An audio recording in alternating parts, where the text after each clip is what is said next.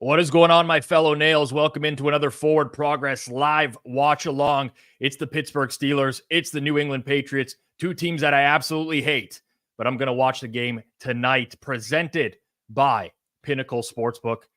As always, before I get into the props for tonight, which I'll speak to that as a whole, do have to promo an absolute banger of a set list tonight in terms of guests. First quarter, you know him from the Deep Dive podcast with Drew. It's Andy Molitor. Second quarter, making his Forward Progress debut. You asked for him. For once, Moretto did his job. I shouldn't say for once. He landed Fez earlier this week. And now, for Thursday Night Football, we get the man, the myth, the legend. Already celebrating a win for tonight. He's out right now having some Texas barbecue. GRPWins in the second quarter. Third quarter, Eric Eager, per usual. Fourth quarter, if he's still awake or if he's still in the condition to do it. Geoff Fienberg. Star-studded cast tonight. Dylan says it. Moretto on a heater. Listen, he stepped up. He stepped up when his job was on the line, and he has delivered. I have no idea where GRP is going to be joining from. If he knows how to join a stream, this is all going to be, I don't know what's going to happen, but we're going to see what's going to happen. We're going to see. In terms of this game tonight, before I get into the props, I want to just talk about this game generally speaking. I'm always upfront and transparent with the audience. About an hour ago, maybe less than that, I don't know, around an hour ago, Devontae Parker was announced as an inactive for the New England Patriots. My immediate reaction to that was to bet Juju Smith-Schuster over on receiving yards, to bet Tyquan Thornton over on receiving yards, to bet Hunter Henry over on receiving yards, which I did. The market has now moved a lot on those players to the point where there's arguably value on the unders on those players.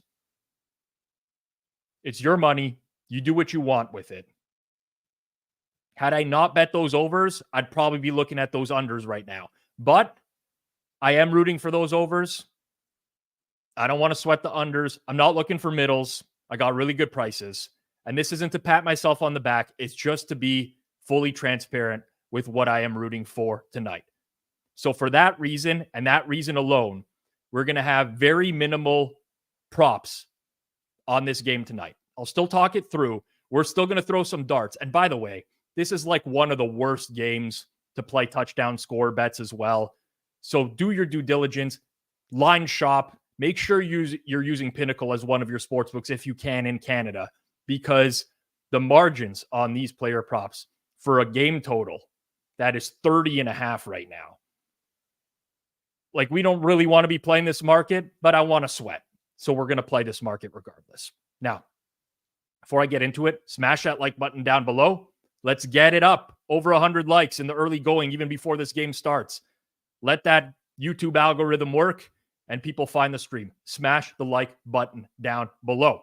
Of note, the New England Patriots took a little bit of money.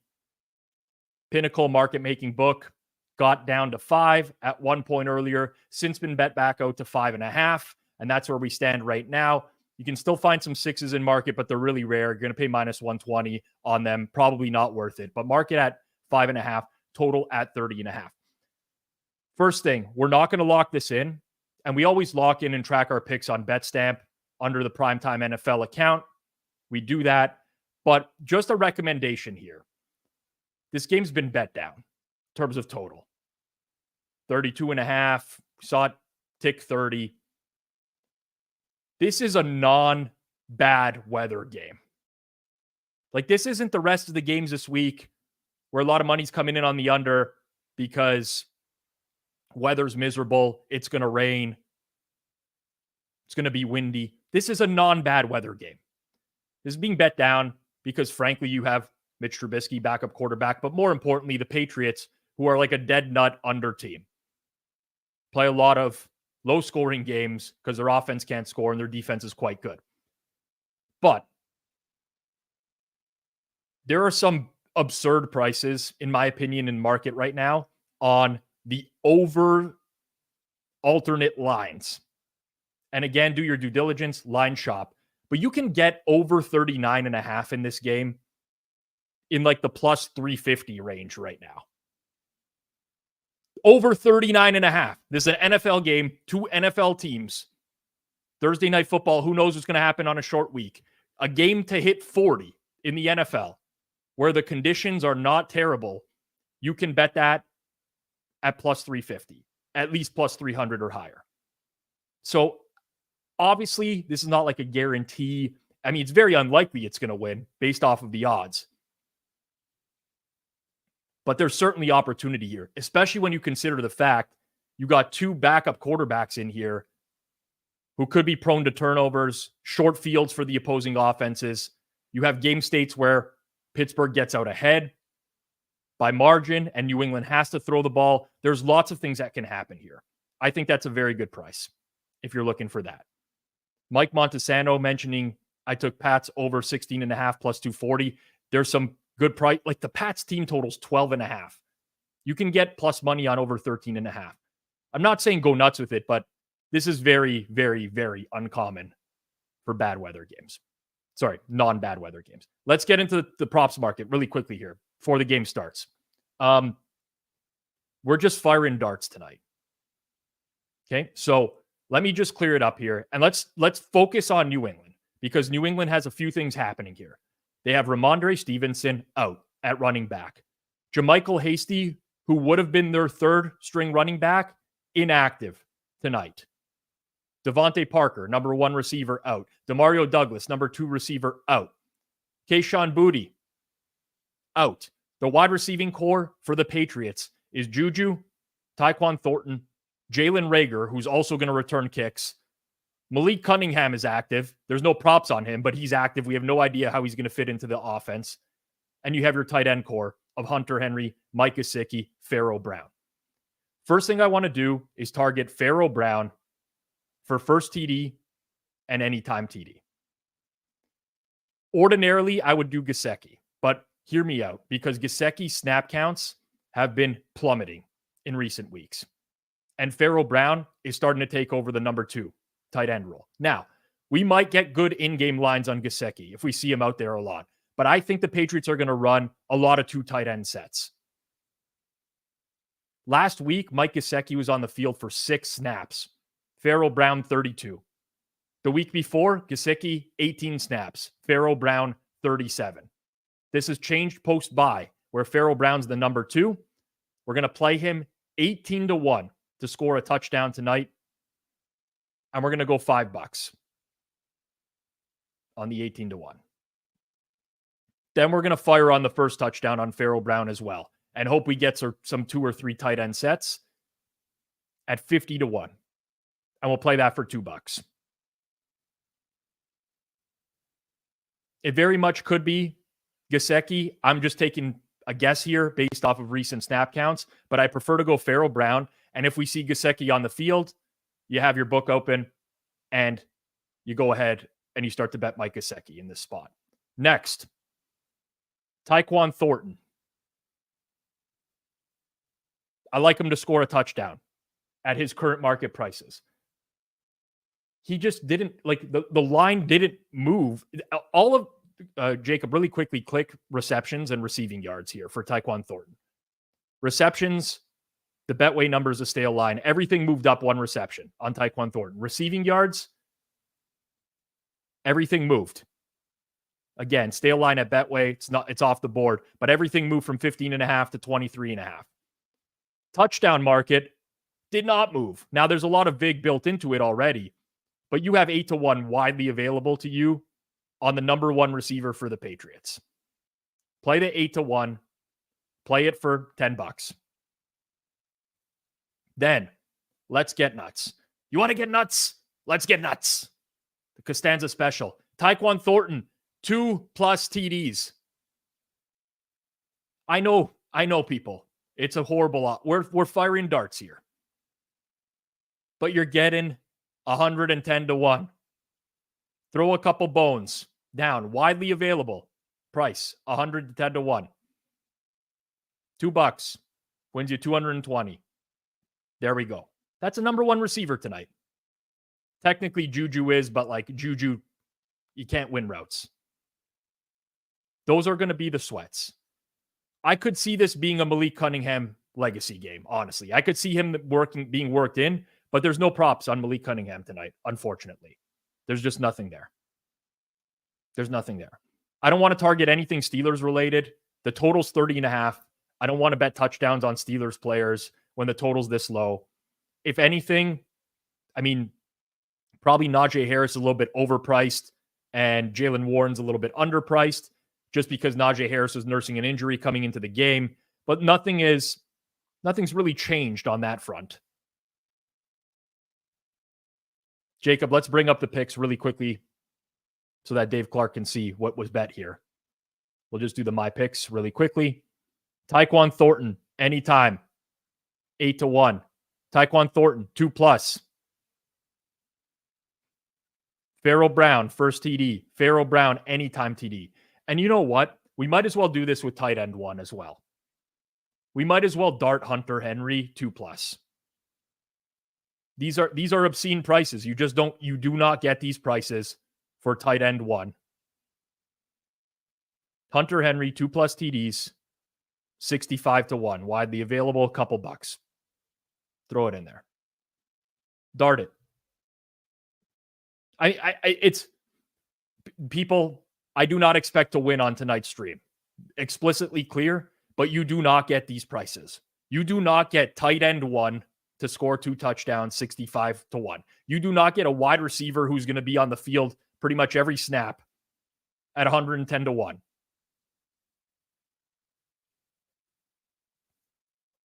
Let's ride it. I don't want things to get uncomfortable with GRP because I know he bet the Steelers, but I'm rooting for Patriots scores tonight, as painful as that sounds. In the running game, just so people are aware, Ezekiel Elliott going to probably get the bulk of the workload now, especially. I thought JaMychal Hasty might vulture some carries for them, but it's been bet into place in my opinion. Like Zeke's going to get a lot of touches tonight. His carries have been bet up over the course of the day. He's going to get a lot. I am very much scared of the potential of Pittsburgh being out in front, New England having to work away from that running game, potentially Ty Montgomery, even Kevin Harris might get into the game, maybe some Malik Cunningham, Wildcat. I just like to avoid Patriots running backs for the years of Bill Belichick fucking around. Because he fucked around for years. Everyone who had some fantasy backs for the Patriots knows all about Brandon Bolden for 5 years. Just out of nowhere. I mean, these prices are hilarious. They're honestly hilarious. I know what the scoring environment is in the league. The New England Patriots to score a point in the first quarter is plus money tonight. First quarter team total for the Patriots is set at half, plus money to the over. Pretty nuts. For all the nails in here, let me know what you're sweating tonight. I'll try not to root against you. God, man, it's just painful to have money on Patriots skill position players and rooting for overs in some capacity. But we're here. And my dude, August Young, is here again. Thank you kindly for the donation, August Young. Appreciate it as always. Donations are open here on Forward Progress. I'm not suggesting you have to do so, but if you want to, it goes right back into the Hammer Betting Network. We can expand our content. Someone's got to pay our producers. Jacob's working hard behind the scenes. No one sees it while he's drinking his beer, I think, in the background as well. Working hard behind the scenes. But there we go. Yeah, working hard. August, appreciate that very much. You're a class act. Hopefully it's good karma for tonight as well. And whatever you're rooting for, I hope you get it tonight. Thank you. Rob, I cannot watch Steelers Patriots without a drink tonight. There's just no way. I'm not drinking tonight. I've made the decision. I'm hosting a Christmas party at my place on Saturday, and it's going to get out of hand. Let's say the pizza buffet on Sunday morning It's going to be the hangover buffet. Yeah. You need to start preying the last calls already.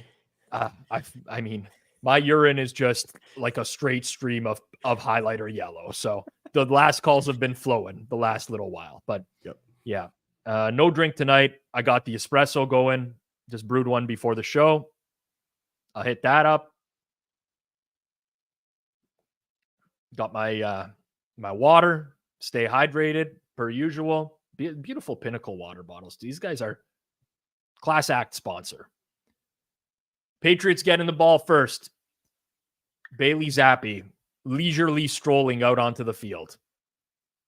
I'll do a sync up here of the play clock, but this is going to change as guests join. 20, 19, 18, 17, 16, 15, 14, 13, 12, 11, and we got our first snap, which is Zeke going for no yards. Oh, man. Is that TJ Watt down? Wow. Okay, TJ Watt is down. All right, you got to go and live bet the over at this point. I'm not saying he's going to be out for the game, but there's enough upside. He's getting up right. Well, I made it. George, I made it sound like I was rooting for him not to get up. Oh, he got a knee right in the head. Dude, that's concussion territory. He's definitely going to the medical tent. The Steelers' defensive numbers without TJ Watt on the field are an atrocity over the years. Atrocity. Hopefully people got in. It's tough. Bet this stuff in real time. You really got to fly in some of these cases. Oh, look at these moves by Zeke, man. Where did this come from? I'm screwed, man. I'm screwed for celebrating the TJ Watt being down on the ground. Oh, tough, man. Tough look for the pizza man. What are you going to do? What are you going to do? All right, we'll watch this first down play here. Then we'll welcome in a man that I've once referred to as my brother from another mother. Be here very shortly. Oh, look, Zappi looking like Peyton Manning at the line of scrimmage there, reading the defense. Wow! Juju catches the over immediately. Let's go. First quarter banger. Soon as Andy got into the waiting room, we hit the banger immediately. Andy Molitor, everyone. You know him from the Deep Dive podcast. You know him because I kicked his ass in mini golf one time as well. He steps up and in here. Andy, how are things? Oh, good. Just a shootout. Looks like we got a shootout. You know what? I'm rooting for an over game tonight. Let's just put it down. Two Zeke carries and one Zeke catch ready. So we're flying. I played nothing but Zeke props. I said I'm bringing it back, old school, like thinking about the old days in Dallas when he was good. Well, you know what? I mean, I saw Jermichael Hasty. Hasty inactive. Is there another running back on the roster? I was going to check that. I didn't. There is. It's so after Ty Montgomery, it's Kevin Harris is the other running back active tonight. Yes. Who I think went to South Carolina, if I recall. The always dangerous Kevin Harris. This is who we've got here. Yes, we got a solid throwaway. Let me know what you see on your play clock right now. Just so. Oh, I always just have the score bug up. I can't wait to I don't mind if something happens in the score bug and then I watch it on the screen. I'm watching I still again. Or what day is it? It's Thursday. It's Thursday. Well, shit, I don't have to watch this on Stream East. I can just use my Amazon. Yeah, it's Prime. It's a Prime. They owe me. Jesus Christ. I need to, I don't know how much, just a lot. There's just boxes every day, every freaking day. Well, somebody out in the chat right before the game. Sorry, I apologize for forgetting whoever's name it was, but they wanted Zappi over 7.5 rushing yards. I know Hitman played the under on that. So yes, Hitman in shambles at the current moment. Probably he's turned off the game, maybe remote control through the TV as well for the Hitman. You got any first touchdowns? Oh, yes. Tyquan Thornton, Ooh, Farrell Brown. I couldn't decide if I wanted to go just super deep because it was going to be one of those games where it's going to be a stupid name, or just pick one of the 5 guys who's actually going to touch the ball. So I have some Parker, Henry, and Elliott. Okay, fair enough. I think there's super value on a lot of these Patriots guys, and they got the ball first. You got another Zeke carry, but yeah, I'm rooting for Farrell Brown first TD would be a banger for me. I thought about doing one of those uncorrelated parlays like the kids was going to do, where I take like Zeke over 20 carries, under 40 yards, something fun like that. Because honestly, that game might be in the books tonight. Yep. He is looking slow, but they don't seem to be slowing down and giving him the ball, which is just about perfect. Well, Brinks was in that last night on the deep dive. Brinks was in the chat, wouldn't shut up about the contrarian over, and I'm here you know for what? it. I'm here for it. I'm with it. Zeke just got into the end zone first touchdown, Ezekiel Elliott, which is very unfortunate. Like the only guy out of my portfolio is like 8-1, which it's better. It's better than a kick in the nards, you know. Yeah, and listen, I'm not the guy that went and hammered the over in this game or anything like that. But I was just talking about this, and Brinks is in the stream right now, and he messaged me about 5 minutes before the show as well. But like, did you see the price on these alternate overs in this game? I thought about usually because it used to be. I used to love that shit. It is you get that at 5 dimes. It used to have it. You know, it'd be the offset boxes, and I'd be hitting everyone because this would be the total. This would be the the side, and you take it all the way up to like 84.5. But I don't even know how high they price this. But Andy, like you could get over 39.5 at plus 350. Like 40 points in an NFL game where there's not bad weather. Now, listen, I'm not saying it's going to happen. This could be dead after this. Yeah, it could be. This could end 7-0. Yeah, like this is absurd. Right now, the Patriots at Pinnacle have moved to favorites in the game. Patriots are minus 112 on the money line. As well, they should. Yep. Well, almost. I spent 2 hours. I did almost just call him Drew. I spent so much time with that fucker. That I almost did, and I respect Rob too. So that it comes to that. I thought about you the other day. Really? I'm hoping you didn't have a box of Kleenex in your hand while out to eat, and a lady. I thought she was taking off her shirt at the bar, and she was just giving herself the old shot right there. And I'm like, not the first person I've seen do that at a bar. No, what was the bar called? I can never remember the name. Oh, in Myrtle. Myrtle? Yeah. It's the deli. I just call it the deli place. Yeah, it's the deli place, but it's really a bar. There's like 4 of them. Yeah, fuck. We were watching Bruins. I thought you meant Panthers. the bar. I was in La Crosse, Wisconsin. I can't even. And I don't know the name of that bar either. I just wandered in. It's really, really gonna bother me now. It's a fine establishment there. Fine establishment Deli in Myrtle Beach. I think our bartender had a little thing for you that night, Andy. Oh, she was, as the kids say, I'm learning this because I have Dagwoods. My children are teaching me the got a little riz now and then. Yeah, can lay the game. She down. was checking in on us quite a bit that night, quite a bit. Dagwoods though, Dagwoods is solid, and there's a couple of them.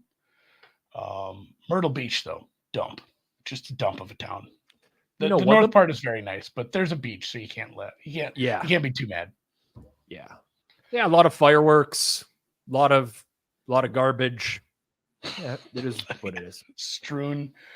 Drew did. He said, "Damn the torpedoes! If I'm betting anything in this, I'm just taking Patriots money line." Which, if you missed all the good numbers in the under, that was kind of the move. And hopefully he talked somebody into that because I was scared. I just played some props, baby. The zip line was actually in Minnesota. The Myrtle zip lines are trash. Minnesota does them dirty on the zip lines. We run the zip line community. I'm a big fan of zip lining, but every now and then I just get sent like a random video of someone who goes zip lining in like Costa Rica and the cable breaks, and then I'm like, I don't know if I'm gonna do any more zip lining, and then I do. But that's the way.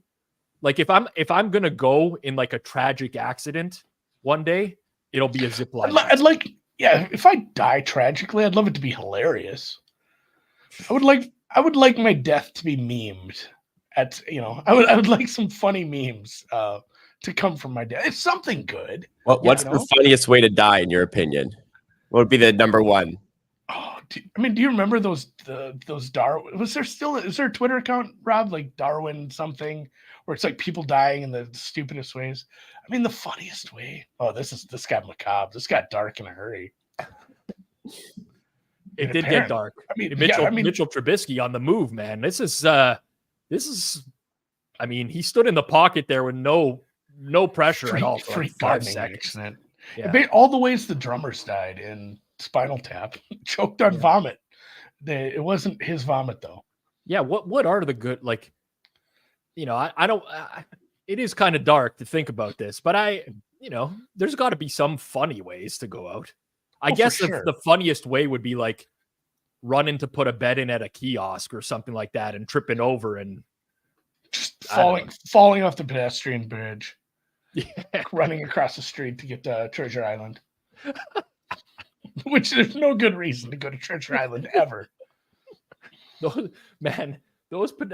The thing about walking in I love Vegas, by the way, but the thing about walking in Vegas is everything seems like it's going to be a 3-minute walk from and then you get out there and you're like, holy fuck, I forgot I have to go up these escalators and cross and then go around. Like it ends up turning into 4 times the amount of time that you thought it was going to take you to get somewhere.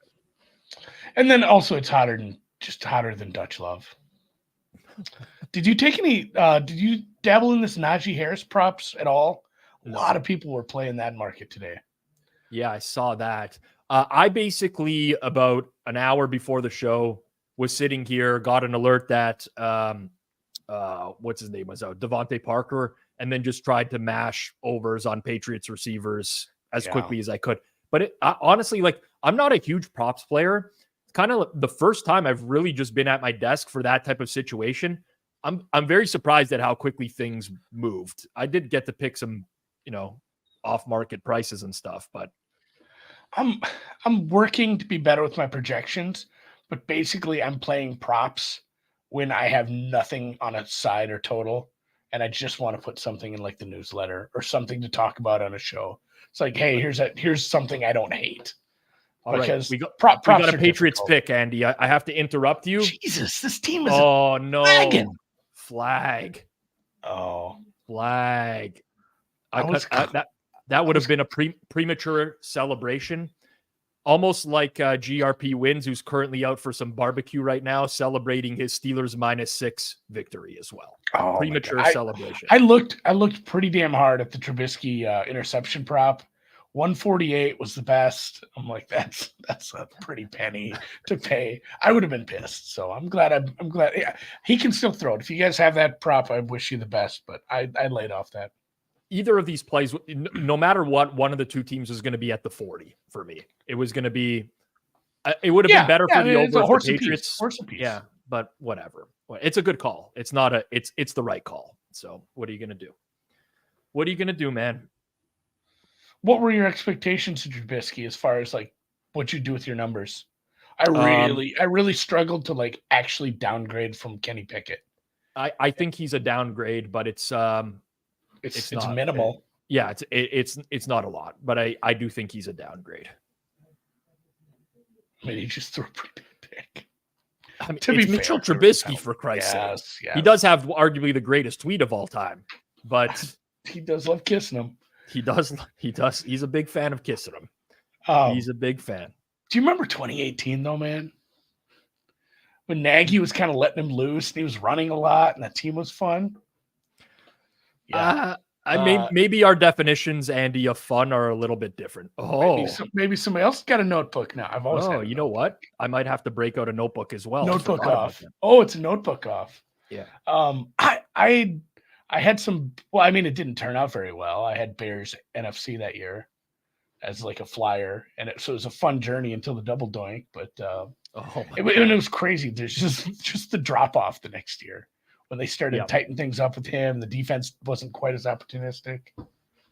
Yeah. There was Mitch MVP chatter going into the next year. I remember that. God, some of the dumbest people, or some of the smartest people will say the dumbest things about football when we get too excited about somebody. Remember when Darnold played really well, like the first 3 games in Carolina? I do. People like, are we thinking MVP if he can bring this team back? Like, man, they played some shitty teams, guys. Maybe we should chill. This guy might suck. I was not that guy. I'll go on record as I was not that guy.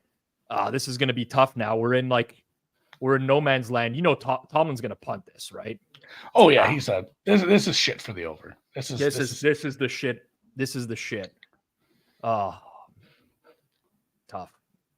I mean, Will Levis can still be good. He needs to figure out how to. It's weird. He needs to figure out how to throw short. Yes. Oh, we're lining it up here. Oh baby, 56. Boswell's my guy, man. He can hit 56. It's not bad. The wind isn't even moving. Field goal posts aren't even moving. Come on, be long enough. Let's go. Let's go. Boom. All right. 7-3. You know, the Patriots' first quarter team total was half over plus 120 today. Yeah, it was like an Iowa number. I mean, their full game team total was like 11 and a half, 12. Those people are sweating. They're sweating their ass off right now. 12 and a half. They're about to get the ball back with a dangerous, rejuvenated Zeke Elliott at the. I mean, the first catch of the game, he juked a couple defenders. He still has some. He just has to get that head of steam. He can't start anymore. It's like a big diesel truck. You got to get out of it. Get into third gear. You invite your family into the chat today at all? I see Stuart here says killer. Yeah, this is I have like 3 or 4 burgers. Your wife's last name, a maiden name Durst, possibly? Durst? No. What is her name? Oh, I'm going to see those people. You got some travels coming up, or you got local holidays? No, I can't travel during football season. It's really depressing. I have a lot of circa comps right now, and I'd like to make it out there during football season, but it's tough, man. It's just so no, I'm just here post Super Bowl. The wife booked a trip to Jamaica, so we're going out to Jamaica a couple days after the Super Bowl, all inclusive. You should try the weed there. Oh, believe me, I will. You don't have to ask me twice, Andy. That and the seafood. Yeah, it's the same kind of thing, too. We are doing a little bit, just visiting some family, but it's like, hey, honey, you realize like there's 3 games that Saturday, and I'm probably not going to hang out with your in-laws very much. The real issue I'm dealing with right now is with my wife, because this year we have a full slate of Borat voice. In the what? The Borat voice? My wife, she dead. My wife, in my home country, you have a man, and then you have a bear, and then the whole a dog, and then a little and then a woman. Man, those were very. You do a lot more than that. Borat is not Italian. Borat is not Italian. However, Europe's Europe, man. I was a huge Ali G fan back in the day. Like that was, it was so good. So good. Some of the best comedy ever, I would say. Some of the best comedy ever. Why? Yeah. Like, sorry, they're just showing this TJ Watt knee to the head on the play. I'm very surprised. To get the independent neurologist on this. Show him that. Mm-hmm. We take safety kind of seriously here. Yeah. I've completely lost my train of thought in regards. Oh, you were going to complain about your wife. So this year, we have a full NFL schedule: Sunday, Christmas Eve, the whole Christmas and New Year's holiday Eve. Is fucked. Yeah. So like, I don't even know what I'm going to do now. I can't do a show on Christmas Eve. I normally would do like a Sunday night show, looking ahead to the next week. Drew. New Year's Eve, like I can't. No one's going to watch that first and foremost. I hope at least. If you're celebrating alone, message me. But the kids are waiting for me to come home from the recording office so they can open presents. Well, me and Drew got to preview 14 games, honey. Yeah. If we don't hit these opening lines, Santa might not come. Yeah. No, we'll have to do some adjusting too. But yeah, Christmas Day, there's 3 full games. New Year's Eve, obviously the same. We're honestly thinking about just doing Christmas on like Friday, because she's like, well, what if we do it on New Year's Eve? New Year's Eve is literally Sunday or Christmas Eve. There's a lot of games. What about Saturday? Yeah, that's actually fucked too. It's going to Friday at this point. We're the 23rd. The 22nd is Christmas in this house now. Kids ain't gonna complain. But they're doing, like, I get it that they're doing the Sunday nighter, like a Christmas Eve Sunday nighter. They're doing a New Year's Eve Sunday nighter. What are they gonna do though? It's football night in America. I know, but like, I get. I'll probably be watching it, but it's probably not going to be good for ratings, is it? I mean, everyone's home every Sunday, I suppose. But yeah, you're sick of your family. Turn on the football game. Yeah. I mean, I'm gonna watch. I have to. It's part of what I do. I watch football. Well, I will too. Like, I'm going to be at my parents' on Christmas Eve, per usual. Seafood feast. That's how the Italians do it. Ooh. Can't eat meat on Christmas Eve. My mother would never allow that. Over under 6.5 fishes. It will be under. Well, actually, you know what? It's going to be close, but it'll be under. It'll be 5 to 6. Wow. Hey, Rob, speaking of Italian Christmases, I was going to ask this today. So there's a TikTok trend going around about regifting panettone boxes. Panettone, yes. Which I took offense to.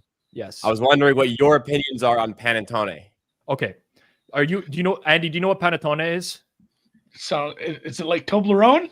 It's an Italian cake. Okay. Okay. Okay. I got it. But it's shaped in like, it's a big cake. Yeah. Yep. Okay. Now, these are regifted. They're 100% regifted. That's the joke. Yeah. But for me, there are different types of panettone. The ones that have the dried fruits in it, those get regifted hard. The ones that have like chocolate in it or whatever, those they stay in my household. And they get this one. This stop right there, Jacob. Go up a little bit more. Right there in the middle on the left. Down bottom left. One over to the right. So, that one right there. Your other left. That one right there is the one that gets regifted. Okay. I wouldn't eat that.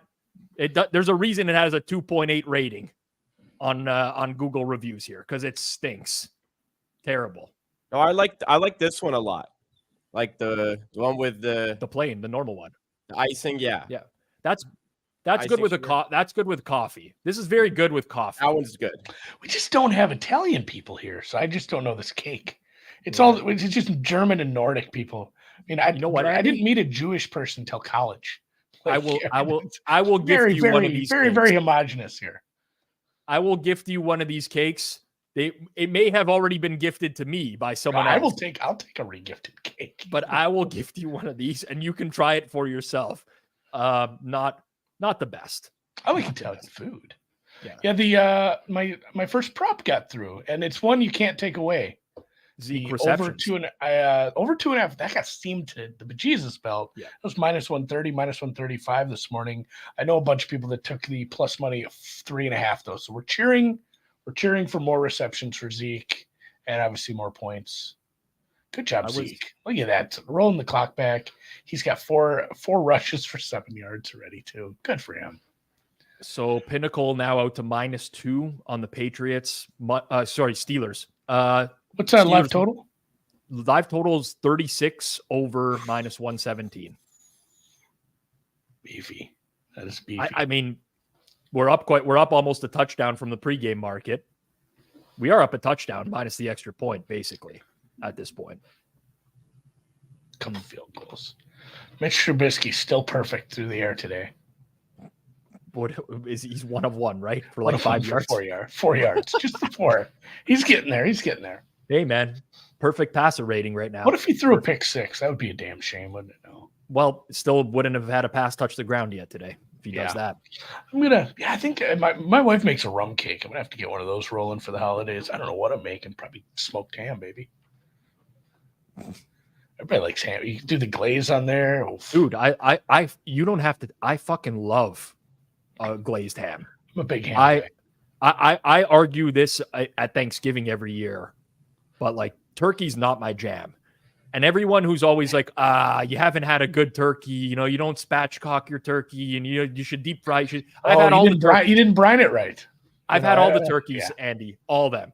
And listen, there's some good turkeys, but like the best turkeys, like a 7 out of 10. The best glazed ham is like an 11 out of 10. I'll fucking take that whole thing to town. Do the thing where you cross hatch it and it all gets in there and the glaze is like a 1/4 inch thick. And the end piece is like, if you cut the end piece off, it's like 1,400 calories just for that cut. Because it's so much, like you couldn't have it. Like it would literally put you in the ground. It's just all sugar. Respectfully, Clayton. Ham is so good. Respectfully, Clayton, you're trash. Respectfully, though. Fried turkey's good. My favorite turkey is smoked. If you properly smoke a poultry, fuck, that shit is just falling apart. That's very good. But yeah, you got to get it has to be either pre-smoked or you have to smoke it. That makes a big difference for sure. But boy, the glaze. Oh man, that glaze is so good. That's so good. Is TJ Watt in the medical tent now? Someone is messaging me right now. Catch up on my news. Yeah. Watt was back after the initial hit. Back into the game. Yeah. Maybe he's not feeling right, and they said, he's back. Looks a little woozy. I think he looks woozy. Let's get him out of there. Trubisky, incompletion. Talk about the no-hitter, and that's what happens. Yes, I saw unfortunately didn't want to break that news to you about 57 seconds ago when I watched that. Yeah, I had a different tab open, so I was keeping tabs on Mitchell's day. Yeah. What's the Pickett status? Is that like he can come back for the playoff stuff? Is it like 4 weeks? Yeah. Well, you don't want that. I suppose you don't want Mitch either. Yeah. Well, what do you want for the playoffs? You want Flacco off the couch, right? Yeah, too late. Not in there. That's the thing. The odds of not having either Flacco or the Steelers seems pretty low because then you'd need like the Bills to run the table. You would need the Colts to get in. Yep. And God, you need oh man. And yeah, you'd need 2 from the other division there. Probably the Broncos. Yeah. I don't know if I want Flacco in my playoffs. Well, what other coach? What other QBs home at their Nick Foles coach right now? Foles. Yeah, Foles and Rivers. Flacco, yeah, Foles and Rivers are kind of the only other ones that. Yeah, but Rivers has like 14 children to tend to at home. No, he does have another newborn every year. It's a Christmas tradition. I don't know. Rivers looked pretty juiceless. He looked as dry as one of those cakes. Last time he was slinging it for the Colts. That guy had somebody brought up his stats the other day. That guy had some really good years. Yeah. Perry, I am not slandering Flat. He came back last week off his coach, and he looked like a top 12 quarterback in the league. They trusted him a lot more than I thought they should have, could have, would have. And I said this on the show 2 weeks ago, maybe. I said the postseason that Joe Flacco had was better than any postseason that Mahomes has ever had in his career. Like Mahomes does wild things, but I have never seen one guy put that string of games together where he was just almost perfect for that amount of time, especially like relative to expectations.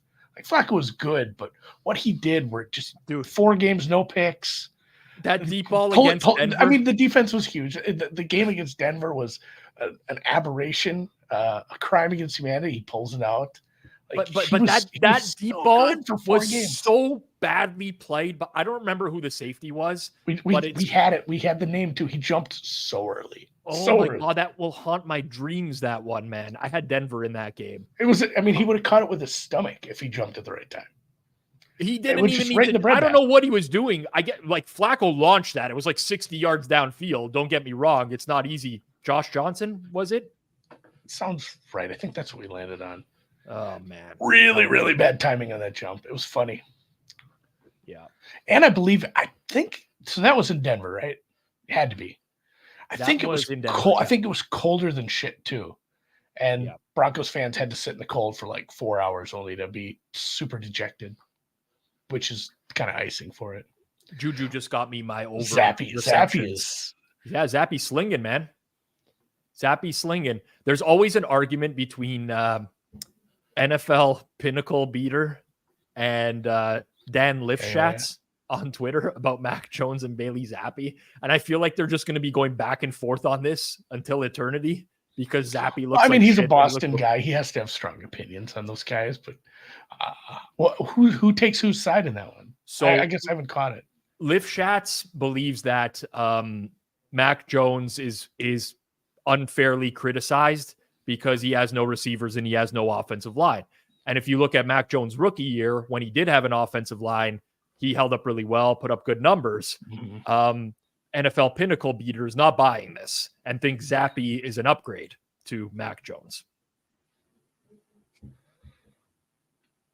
I have a special spot in my heart for Zappi because we bet him rookie of the year, and he came in for those 2 drives and looked like a god. And I'm like, I'm going to win so much money on this kid. And then it just obviously didn't come to fruition, but I don't know. But honestly, horse apiece. Like they both kind of suck.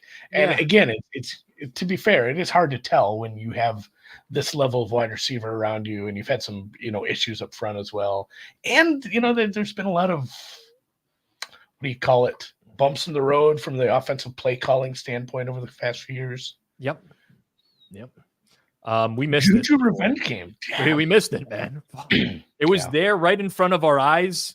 I mean, I saw it and I did bet it, but it had nothing to do with Juju. It was just the fact that, we didn't have, oh, wow. Devontae Parker. Why can't they both be shitty? This throw right here is like the epitome of the Bailey Zappi experience because Hunter Henry is wide open, but he targets Juju Smith-Schuster like 10 yards over his head into coverage. It's like, how did he not see the guy that was wide open right in front of him? I'm going to watch the replay here. Henry pushed off, was like wide open. Anyways. Well, and the second down throw way behind his receiver too. Like, I think we can close the book on Zappi being like a big upgrade or something. Well, not only that, but from a game plan standpoint, this is probably beat these linebackers in this, anything underneath when it's zone, like there's going to be huge gaps. It's going to be wide, your tight ends are going to be open all the time. I don't know why we're going deep quite as much as we are, but maybe Zappi's just wanting to cook. Yep. I do want the shot of Mac being sad after like the second Zappi touchdown. I like the sad shots. The crew gives us that. Yeah. Yeah. Like the comment mentioned this earlier, the shots of the depressed Steelers fan, like I love when they cut to the crowd and like, and this maybe says a lot about me. Children's tears are like, especially in big soccer matches. I'll never forget like Italy, Germany World Cup. And they just pan to like this German girl just bawling her eyes out when Italy scores an extra time. And I guess if that happened to my team, I wouldn't be so happy. But I do find it like kind of funny that people take sports that seriously. What year was that? The 2006. Okay. There's that one, which I remember. And 2014, when Brazil lost 7-1 at like 4 or 5-0, they kept panning all the Brazilian fans. Oh my God. Like some of the shots you get of the Brazil fans in that stadium is unbelievable. That was incredible watching. Yeah.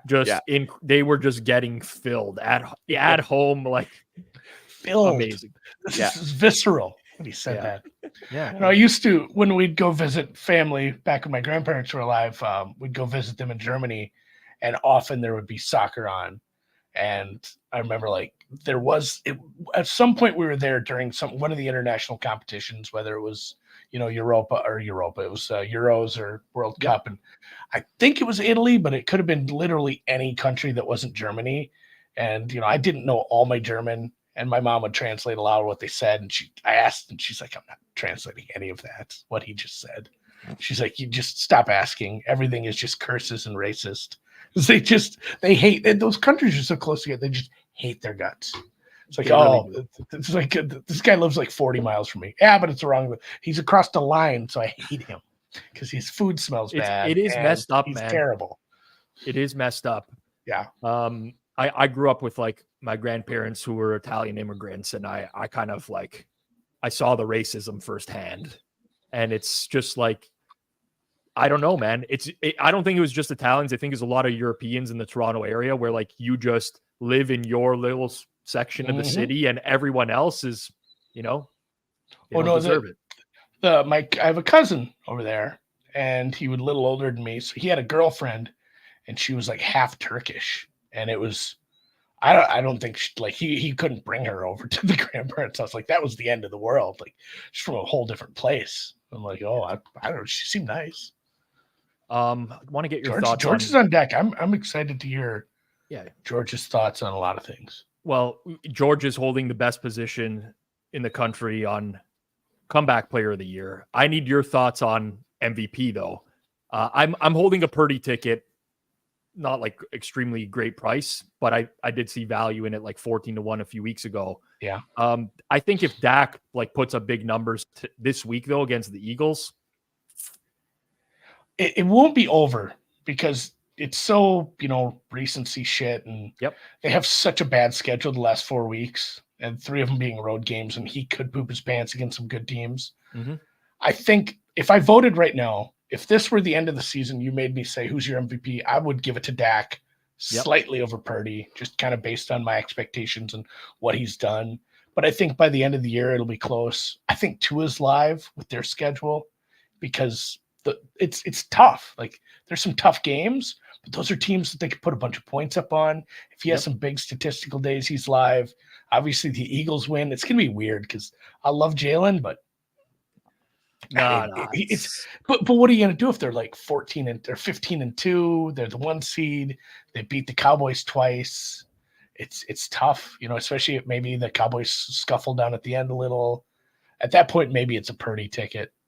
How about the long shot Allen bets that a lot of people are making this week? Just you probably could do rollovers on just Buffalo money line for 6 weeks in a row. I think you might have to go 6-0 to win that. I don't hate it if you can find a big number, but it's only like 30. I think you can do better on rollovers. Yeah, there were some 50s out there, and then those got bet to 33s, and now I think the boat has been missed. Yeah. So, and I guess Lamar for sure live too. People forget about people when they go on a bye week. We'll see. I mean, if he ethers the Rams, has a big day, if he puts up some stat, but his stat line, his counting stats aren't going to look like the Purdys and the Daks of the world. He needs to have that 1 seed. He needs to have that we beat the other good teams in the AFC, and this is a team that should be not to be trifled with. Yeah. Are you drinking a coffee? Yeah, I'm having just finished an espresso here. Yeah. Why? This is not going to. Yeah. Some people are always like, how do you drink like this late at night? I could drink a coffee at like midnight and go to bed an hour later. That's what happens when you're an addict, when you're addicted to certain things. Coffee, water, I switched to that mushroom. Literally, if you give me an ad on YouTube, mushrooms. Mushroom coffee. So if you run an ad on YouTube and it's not just like a terrible one, I will buy your product. I have the True Classic teas. I tried the AG1. I like the AG1. Anything you put. So I switched to that mushroom coffee. It tastes like the inside of a dog's asshole. Yeah. And then after like 3 days, you're like, it just grows on you. That first one, it's got this earthy, it's not good. And then after like 3 days of drinking it, I don't know, you've acquired this taste apparently for dog assholes, but I'm full of like mushroom energy now. It's a good transition to our next guest. Not because he's the inside of a dog's asshole, but because I watched him after a losing day sitting and eating at McDonald's as if it was eating the inside of a dog's asshole. He needs no introduction. I'll give him one anyways, though. On Twitter at GRPWins. He's an expert at betting, self-proclaimed expert, I must say, but we'll talk about that, at betting NFL futures and props. Credit to him. He shows bet slips. Not a lot of other people are betting their opinions. Let's put it that way. So credit to GRP. George Riley Panagakis, his debut here on Forward Progress. GRP. Hello, guys. Can you hear me? Is it working? It's working. We got you, buddy. This is so simple. This format for this technology is absolutely phenomenal. It's great to see you guys. It's great to see you too. Now, I did notice you were out for a pregame meal today, already celebrating the Steelers. I don't know about that karma, GRP. I don't know about that karma, man. I'm off. I'm off to a slow start. The funny thing is, just like a lot of people, I don't have Amazon Prime, so I have not seen the first quarter. I've watched your show. You're great. I'll tell you, you guys, when you talk about your props before the game, and I'll be honest, that's not my niche. I mean, Rob, you know your stuff, and it's amazing. There's thousands of young kids in this country now.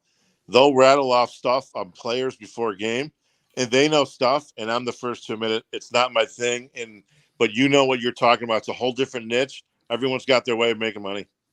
For sure. I mean, to each their own, right? Like the crazy thing about Twitter, I mean, me and Andy have lived through this for years, but it's just guys battling it out every single day about whose philosophy on betting is better. And I do this and this is wrong and this is right. It's like, there's a million ways to win at betting. Yeah. Like there's so many ways. We don't kind have of to all argue it. all the time. Yeah. People like to argue. I usually don't insert myself in arguments because it doesn't do any good. And those people don't want to listen anyway. They just want to yell. Well, right. You know, you're right. You have to find your niche, find your one or two sports you're good at. Like I say, I'm NFL only. I know very little about college, but I admit these college bettors, some of them know, they say it's easier to bet, but you know what? I'm just an NFL guy. Maybe I'm good with the NBA playoffs, and that's about it. You have to specialize in one or two things. I don't want to be the bearer of bad news. Oh, no. What's the story? Mitch Trubisky just threw a very bad interception, and the Patriots are going to have a red zone possession 10, here. 11-yard line? Yeah. He just sailed. I don't even know what this was. He threw into triple coverage. It wasn't anywhere close to Freiermuth. It was rough, GRP, but at least you got a good dinner tonight. And I mean, they could have called this. They could have called the penalty there. Trubisky got hit in the face on this play. Wow. They usually call that shit. So I don't know. Do we look at possible props on Mason Rudolph anytime touchdown? Give me a big enough number on that. I'm pretty sure he's dressed. I just saw it live. Mine is quite a bit behind yours. No. Doug, I'll tell you, Rudolph good safeties. Oklahoma State, I believe. Was he Oklahoma State? I'm not Yeah. sure. And I thought he was decent in college, and he got picked, maybe third or fourth round, but I thought he had a nice little college career. He's not the worst guy in the world. You're talking Mason Rudolph. Right, Mason Rudolph. Exactly. Yeah. Not a bad little player. He dated your gal up there. He was Jeannie Bouchard's boyfriend for a little while. I do remember that. Yes, I do remember that. That's what it could have caused her career to go downhill. If we're being honest, she attached herself to him. Who got hurt here for this Steelers? This is Rob. Are you in Toronto? I'm in Toronto. Yeah. Yeah. I hear Toronto's a great city, and they say it's Canada's version of Chicago, and I've never been there, but I hear it's. And I tell you what, it's funny. For whatever reason, I was killing time 6 months ago, and I'm looking at Toronto real estate houses. Toronto's not cheap at all. It's an expensive place to live. It is an expensive place to live. I'm glad that I'm not in my mid-20s now and having to get real estate in the city, because it's a disaster over here now. But it's GRP, disaster, yes, confirmed as somebody in my mid-20s in Toronto. Here we go. We're playing musical chairs with the pictures. There we go. Yeah, this is the art of an internet live stream, GRP, produced by one of the best in the biz. You learn, you go with the flow, and I think it's amazing it works. Like FaceTime with the iPhone. I mean, the whole thing's a miracle. If it works 90%, that's still great. Yes. That's true. You know what? It is kind of cool. Because I mean, Rob, how long have you been doing this? The live streams? I started these in the playoffs last year. I mean, but what was the first live stream you ever went on like somebody else's or something? Oh yeah, there was actually video.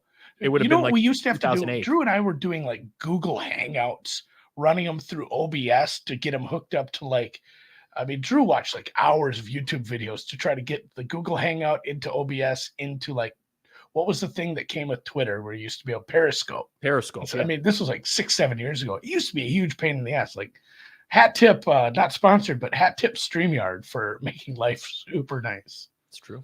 It's true. This is so easy. Yeah, I'll on that note, I do got to go get ready for halftime. I'll let George have a bigger part of the screen here. I'll see you guys. Thanks, Rob. Later, Andy. Appreciate everyone. Bye. Hit the thumbs up. All right. Shit. All right, what do we got behind you, GRP? We got some sort of painting. It's my mom was a painter, and about 50 years ago, she painted this of me at Lincoln Park Zoo at the duck thing. And if you look in the corner there, it says Vaso. That's her name in Greek, Vasiliki. And this, I'm in the den of my house. I should, and that's a painting she made of me. Yes. 50 years ago? Oh, literally 50 years ago. This was when I was, even more than this was when I was 5. Yeah. Long time ago. Do you have the creative skill set yourself as well? Like, can you draw and paint and things of that nature? No, not at all. I'm very bad at it, and it's something she was good at. And then, when my mom has kids and the kids are 5 or 10, she stops. So she hasn't done it in 50 years. But this painting you see right behind me is 50 years old. Wow. Yeah, it's love.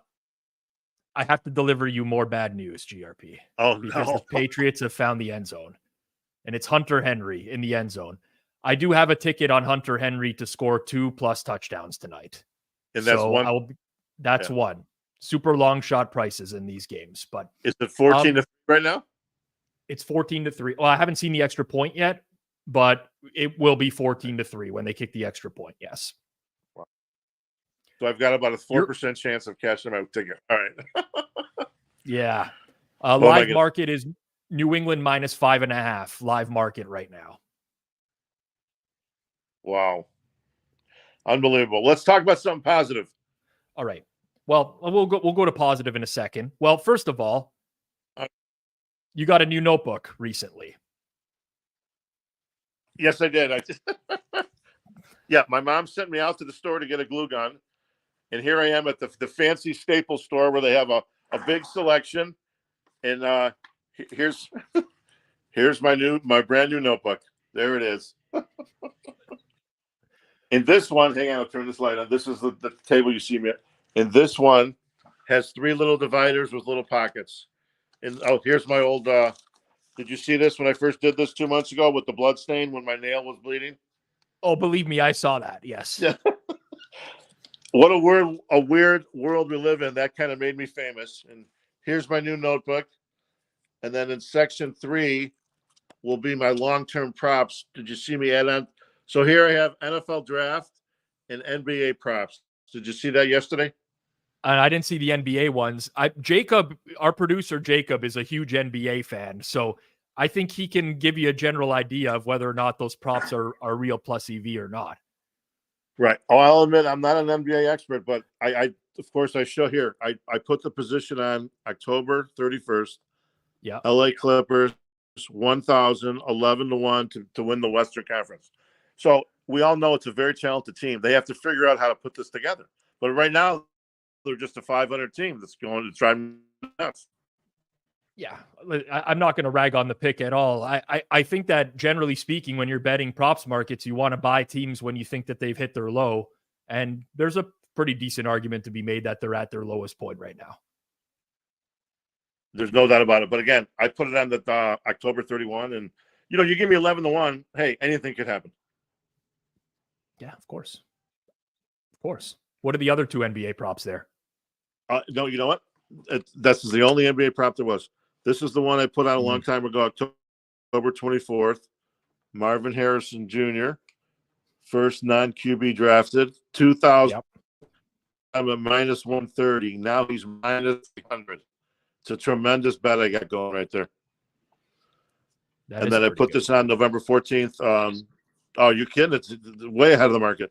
And then I got a couple on Drake May and a couple on Khalid Williams, which is kind of a spread. So, it is what it is. I got a good price. I put on Khalid Williams yesterday -225 to be the first guy picked. And now he's at -400, 500, depending on what sportsbook you look at. All right. So what was the Drake May one? The number 1 pick? Drake May, yes, it was kind of a hedge. It's the number 1 pick, so I'm getting for $400. I'm getting +312. And yesterday I did this for $250. I'm getting +420. Some numbers here. I got a good number yesterday in Khalid Williams. Now he's minus 500. So you gotta look at the number. That's what you gotta look at. Fair enough. The people want to know about your thoughts on the comeback player of the year market right now. Well, I tell you what, you guys know in the last 48 hours, for whatever reason, more money has come back on this DeMar Hamlin. This more money's coming. He's like up. He's over minus 300 now. Let me see what I got. Here's my original notebook. DeMar Hamlin now, he's like the market is roughly minus 300. Tua, who I have, it's like plus 300. I bet Tua after the very first week, I got plus 800. Here's, you've seen this for weeks. And I got here. Well, here's the funny thing. This is the sheet from 2 months ago with my blood stain. So here's all the picks. And then I just transfer them onto the new sheet. So I got Tua plus 800. A lot of people would love to have plus 800 on their books. But if he loses, he loses. Then, of course, everyone's going to make fun of me, call me a dummy, da-da-da. But DeMar Hamlin, I added him on as an actual hedge about a month ago. I have 3,000 at minus 117. He basically went down to evenish about a month ago, and I bet DeMar Hamlin kind of a hedge to protect myself. So if DeMar Hamlin wins, like most people think, I win a little less than $3,000 on DeMar, but I lose $3,000 on Tua, and I lose 2,700 on Baker Mayfield, which of course that looks really bad right now. My stupid mistake was I risked 2,700 on a 75-1 shot. Had I done it again, I would have done it for 1,000. It's one of those things. You impulse, stupid. Should have just done it for 1,000. But hey, that's how the world works. Of course, no one's perfect in betting. Lots of people make mistakes in betting, generally speaking. But I do have a bone to pick because you're showing the notebook. I see a laptop in the background there when you show me your notebook. Yeah. Yeah. Okay, so you're showing me this paper you got with bloodstains on it. That what doesn't get bloodstains, GRP? When you just type your bets into an Excel spreadsheet, you're not going to get blood on the sheet. Like what is it with the notebook? Why you have the computer? Why do you not use the computer to input your bets? For the very simple reason, when you write it in a notebook, there's a permanent record of, there's his handwriting from 3 months ago. So now, for example, we'll go back to this with the blood stain. So you can see my handwriting and dates here on this original piece of paper that was in my notebook. So now you can't just delete bets. There's this is more of a permanent record for people to see. So you can't just push a button on a computer and delete things. George, I have to, but yes, you're right.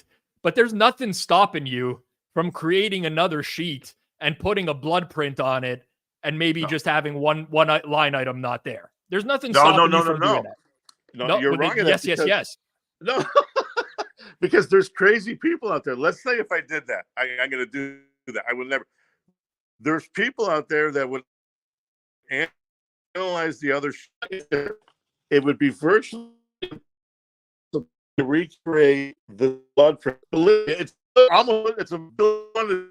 Some look what he did. He's cheating. So that's why I like it this way. Can you? I don't. Can you fade in and out? Okay. Yeah. Your Wi-Fi is a little bit bad. You can move around. Don't move around less. Let's just put it that way. I think we'll be okay. But perfect. Yeah. I'm not buying this, George. I'm not buying this. There's really? lots of ways. Well, here's what you could do. Here's an example, George. You could play a bet. You have the ticket. Just post it to Twitter. There's proof of the bet right there. You don't need to put it on the paper. Then you can just log it in an Excel spreadsheet. You have a link in your spreadsheet that goes to the tweet that you tweeted out your ticket, and you don't need the book anymore. You've solved this with technology. Fair enough. Twitter is a safeguard, that's why when I was documenting a few years ago, I used Twitter because there's a permanent record. But again, I just like to write things down in the book. What if my computer, like once every 3 months, I go to turn my computer on. It literally doesn't go on for a day. The thing is 5 years old. It's a $600. It's a $600. Nothing special computer. I just like to write things down. Yeah, exactly. I like to write things down, and in a quirky way, it's kind of made me famous now. In the last week, people are coming out now with notebooks. You know what? They are. I do have a lot of notebooks here that I've collected from like betting conferences over the years. I was going to break one out for you tonight, but it just slipped my mind. But I was going to break one out for you. Yeah, you know what? Listen, to each their own. Like I said, it's earlier. You do what you want to do. It's your own betting. You do what you want to do. Right. I'm gonna go upstairs. You might get a better signal. All right, let's do that. I'm gonna go upstairs. You might get a better signal. Now I'm in the den where I there we go. This might be better for both of us. Yeah, you went down to the dungeon earlier. Bob? You're back to the den now. Now I'm back to the living room. All right. Patriots Patriots are winning right now, 14-3. If this goes on and this result holds and the Patriots win, will you say that you've lost your mojo and you need to take a step back and not bet for the next week? No, I will not do that. And that's a funny line because I used that about 3 weeks ago. That was the Detroit LA Raiders game when I had Detroit, Las Vegas Raiders, and they were laying like 7.5. And I'm thinking, they're going to win by 20. And yes, they won. It was kind of a close game, but let me correct myself. They barely covered. What did they win by? Like 9, 10 points, something like that. 26-14 was the final score. Bingo. But it was not as close as the score. They kind of dominated the game, couple turnovers here and there. But no, I will not say you lost your boat. I will not. But it's a little hypocritical, George, that when other people lose a bet that might be opposite of you, they've lost their mojo. But now you've placed a bet on a 6-point favorite, and they could come back. Game's not over. There's lots of time left, 10 minutes left in the second quarter. But I feel like maybe if you lay a 6-point favorite and the underdog wins outright, maybe you've lost your mojo a little bit as well. There might be a 20% truth to 20. There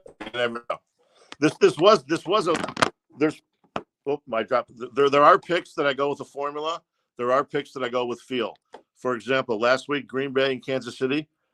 I loved Green Bay in the game. And when I saw the spread come out at 7 on Sunday night, I'm like, I think if they didn't have Mahomes, that would have been like a 3.5. I think 3.5 was fair.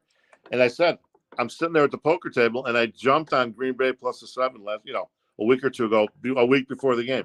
And there are certain field games. And I just said to them, this game tonight, New England's got nothing. They've done nothing for a month. Pittsburgh got blown out last week. They're going to win this game by touchdown. So far, I've been wrong. But hey, we've all been wrong before. We know that. You still playing a lot of poker these days? You know what? I it's good luck and bad luck. I live 1 mile from a casino. I live 1 mile from O'Hare Airport. It's called Rivers Casino. There's about a half dozen casinos in the country. It's called Rivers. O'Hare in Chicago. Oh, okay. I didn't know you were Chicago based. I don't know why I didn't know that. Okay. Oh yeah, it's okay. Yeah. I'm a mile from O'Hare, and there's a casino there called Rivers, and they got a poker about 1.5 years ago. There's about a half a dozen casinos in the country called Rivers, mostly in the northeast of the country. And poker, it's not. I tell you right now, poker wise, nationally tournaments are becoming more popular. It's having a bounce back. It's just for whatever reason, tournaments now. People like it. But cash games are tough. The average guy is so much better. There's nothing easy about it at all. No, I agree with you. I used to play poker for a living in my early 20s, and then very quickly that edge evaporated. I still occasionally play online every now and then, but it's basically like coin flipping at this point, I would say.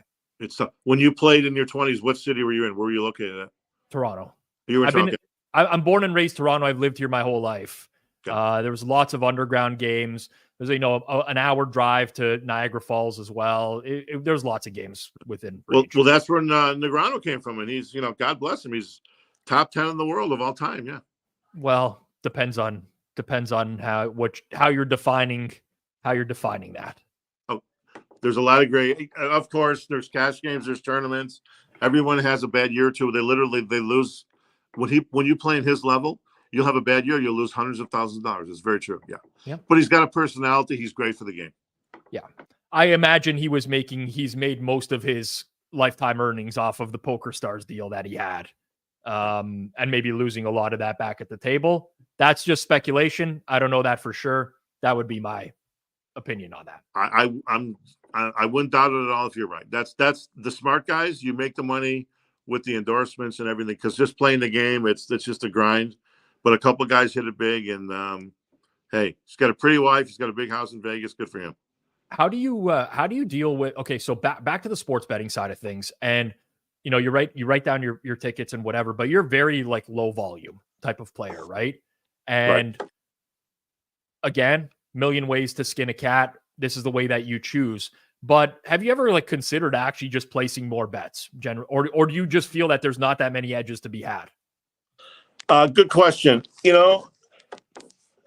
What happens when you go in a bad run, and then you always think, I got to cut down bets.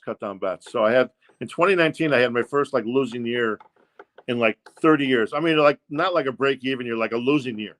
And then what happens is once you're in the middle of a losing year, you're kind of always trying to get back to even. And then as soon as it's a gray area, a very close 50-50 decision, you're always picking the game because you always have pressure to not end a loser. So that's really what happens. So then, and then just, then you become tight. And I've just realized I don't like to pick a lot of games. I like to have confidence.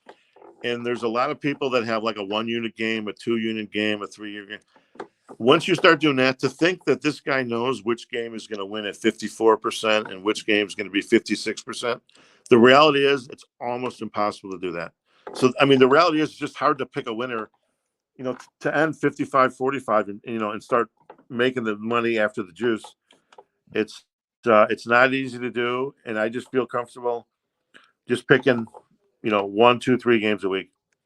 Fair enough. I was just curious on that. GRP. I'm not sure if you know this because you've messaged me on Twitter before, like saying like, oh, I'd like to meet you. We've met a couple of times before. Do you recall those? It's funny. Let me ask you this. Did we meet at Bet Bash 1? We met at Bet Bash 1 and we met at Bet Bash 2 because I was the guy you were standing next to at the hot dog table when they told you had to get out of there. Oh, okay. Give me the details on Bet, because to me it was a blur. So give me your side of the Bet Bash 2 story when they told me to leave. Yeah, so I was just standing at the back of the room. I noticed you come in on my right-hand side, which was the door, and just saunter over and just like kind of look around. I think you were taking pictures possibly too on your phone. Right. And I remember Fats saw you. And he immediately like scooted over and went and like tried to get a hold of somebody. But I don't like confrontation. Dude, sorry, GRP. I got to cut you off here, man. Hunter Henry just scored a touchdown and I just nailed a massive bet, like a massive win. So apologies that I'm opposite you here, but this was a huge win for me right now. It's one game. God bless you, Rob. I'm glad you won. Come on, this happens all the time. You know what, GRP? I might have to have you on every stream going forwards now. If I'm going to hit 65 to 1s when you're on air with me, this might have to be a permanent thing going forwards. All right. We're good. Do I continue on with the Bet Bash story? Let me hear it again. We will really quickly.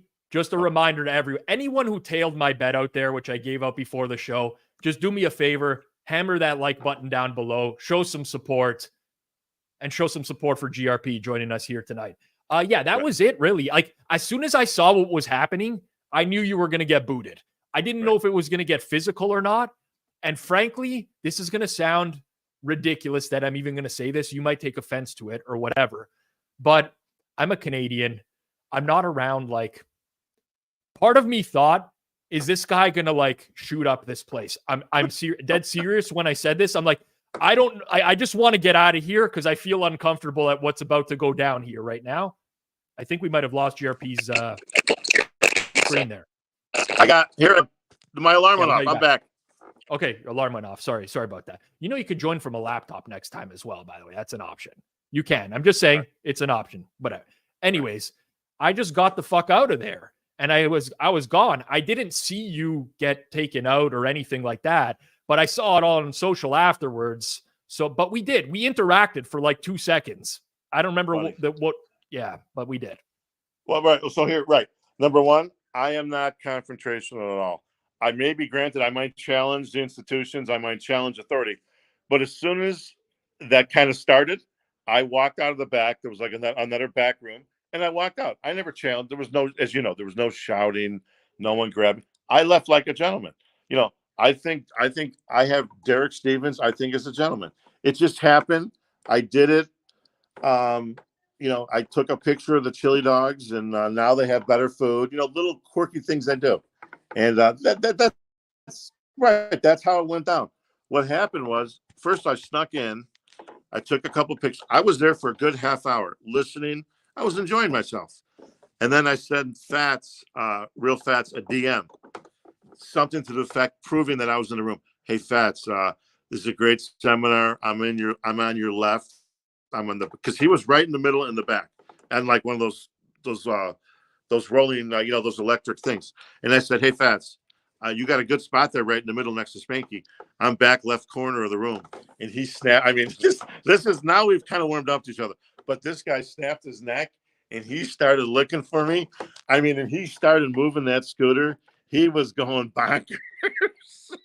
And then, yes, what's the deal? What's the deal with you and Fats? Like, what's the beef? Where did this start from? It's very simple. And I was documenting handicappers. And for whatever reason, you know, when you're on Twitter, there's certain people that become fascinated by you. It just, so this is going back 3. So no matter what I would tweet, no matter what and then Fats found me just by accident. No matter what I would tweet, he would respond. It's like his whole life was, looking at my tweets. And he would, 98% would be, I mean, he could never give a positive comment. Everything was, and I blocked him more than once, but then I realized you kind of get publicity from people like this because he knows everyone in Vegas. People follow him. So you have to put up with some negative comments. So he has this fascination with me, and he cannot stop attacking me. But in the last month or two, we've really changed.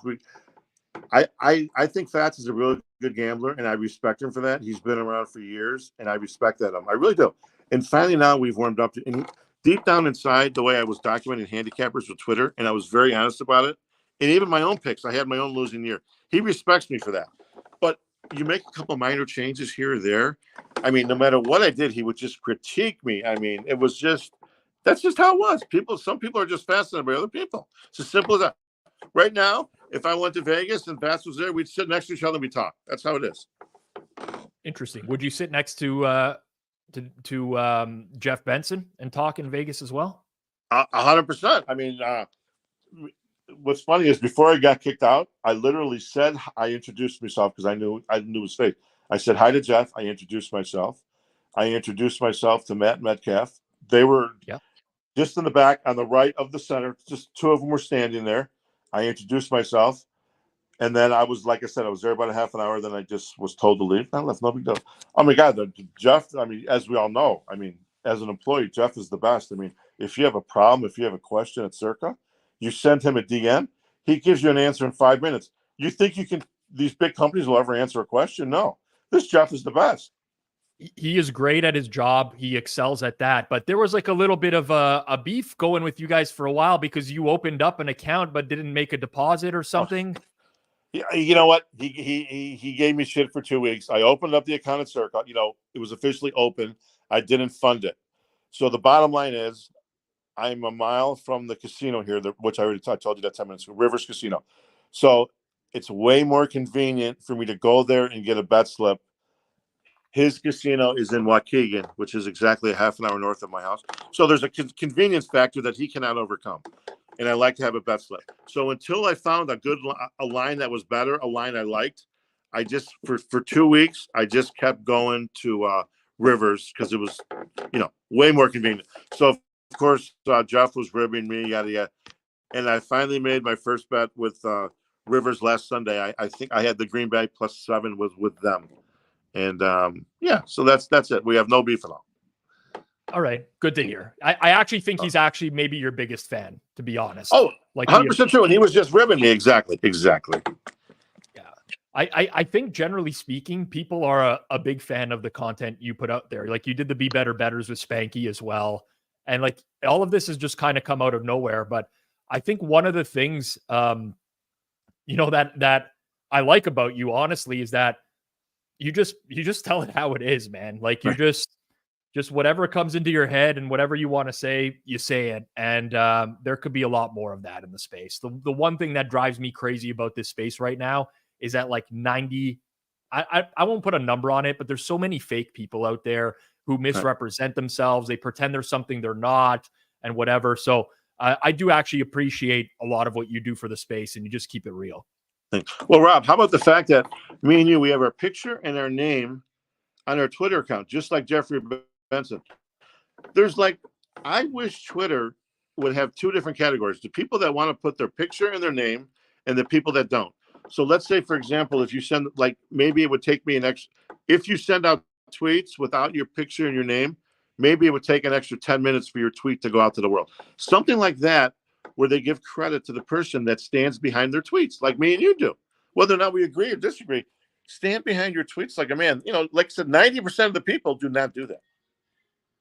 Yeah, I mean, like, your dream vision is never going to happen. But I don't disagree with you. Like, that's another thing. It's so easy to get behind a keyboard nowadays with like an egg avatar or whatever and just roast someone and no one knows who it is. But yeah, it's annoying. It's annoying. GRP, you've been very gracious with your time. I do want to ask you before I let you go. You're a food connoisseur. You went for barbecue tonight. Yeah. But you're also Greek. We also have another George as part of the Hammer Betting Network who's Greek as well. I'll do this with him afterwards. But I want you to give me your Mount Rushmore of Greek dishes before you sign off here. I love Greek food. This week, I will commit to ordering all 4 Greek dishes that you provide me with right now as your Mount Rushmore. Okay, well, very simple. The gyros has to be made from scratch. It's very hard to find it made quality from scratch. And there's actually 2 different kinds. In Greece, it's actually made with slices of pork. I've never been there. And it's raw pork, and then they cook it. Mostly in Chicago, it's a darker color, and it's like 80% beef, 20% lamb. So there's 2 different kinds of gyros. But the key thing is it's made from scratch. And then, of course, there's lamb chops, which lamb chops is a love-hate thing. You know, everyone knows their own. You either love them or you don't. And then, of course, there's pasticcio, which it's called the Greek version of lasagna. It's served in like lasagna. Isn't that moussaka or something? Well, no. Or is that... Now there's another moussaka, which also looks the same. Moussaka is made with eggplant, a little piece of potato, and some meat and a touch of cheese. That's moussaka. The difference is pasticcio has a little more pasta noodles. It's a little more like a lasagna, but they come in the same pan, and yes, they look similar. All right. Yeah. You heard it from him. Go ahead, GRP. You want to say something? And then baklava, the dessert, the classic Greek dessert. It's kind of gone mainstream. People like it. It's very good. Yeah. I'm a big baklava fan. Big fan. Go. I love Greek food. Greeks and Italians, we interact well. We seem to, there's a lot of overlap. You know what I'm saying? We're cousins from the old country. Bingo. Exactly right. There we go. GRP, I'll let you know on the way out the door here. The Steelers did just score a touchdown to Deontay Johnson. So you're not dead yet. It's 21-10. You just maybe need a couple turnovers. Who knows? The Patriots could fall apart. It can happen. Rob, I hope so. Hey, this is a great interview. And if I can bring you luck, we'll do the We'll do it. You know what's the perfect time to do it? In 5 weeks, when the season's over, we'll go through every one of my long-term props. We'll see how much money I made and how much money I lost. I will do a season in review with you when the season's over. We will do that. Perfect. Middle of January. I love it. All right. GRP wins, everyone. Thanks, George. Thanks, guys. Rob, have a good night. Bye-bye. You too. GRP wins. George Riley Panagakis, and I will do a year wrap with George at the end of the season. By the way, pasticcio is very good. I had tried all the foods he was listing. I was in Greece recently. I've never had that before. I don't obviously we're Italian background, right? So I pretty regularly eat lasagna, at least at like family functions and stuff like that. But yeah, I don't know that I can compare other pastas to like Italian. You know what I'm getting at? Yeah. I love Greek food. Gyros, like absolute banger, right? Yeah. Moussaka, boom, nailed it. Also wanted to ask, not more related to the game. Down 11. Go for two. You go for 2. When you're down, when you're down by 12, 18, sorry, down 12. Yeah. You should go for 2, right? I know it's Tommy. It's Tommy here, but no, go I for would. 2, right? When you're down 18, you keep going for 2 because you can't make the assumption that the other team's not going to score again. So when you're chasing and you have the opportunity to get quick points like that, you do it. But yeah, I mean, this is shaping up to be like, I don't want to mush things right now. There's a long way to go, but this is shaping up to be a very good night for me. And very it just good. got even better. Another bomb by August in chat. Over 30 winner in the first. There you go. Easy. I mean, I got a lot of alternate overs in this game.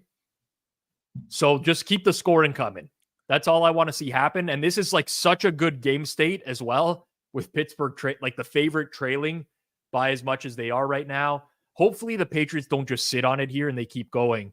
But current live, the Patriots are minus 356 favorite at Pinnacle right now. The total in this game, live total, if you had to guess, I'll put you on the spot. We're at 31 live total. They can't be thinking there's a lot more points in this. Like, how much time is left in this quarter? It's almost the 2-minute warning. It's 250. Okay. I'll say 17 and a half more points.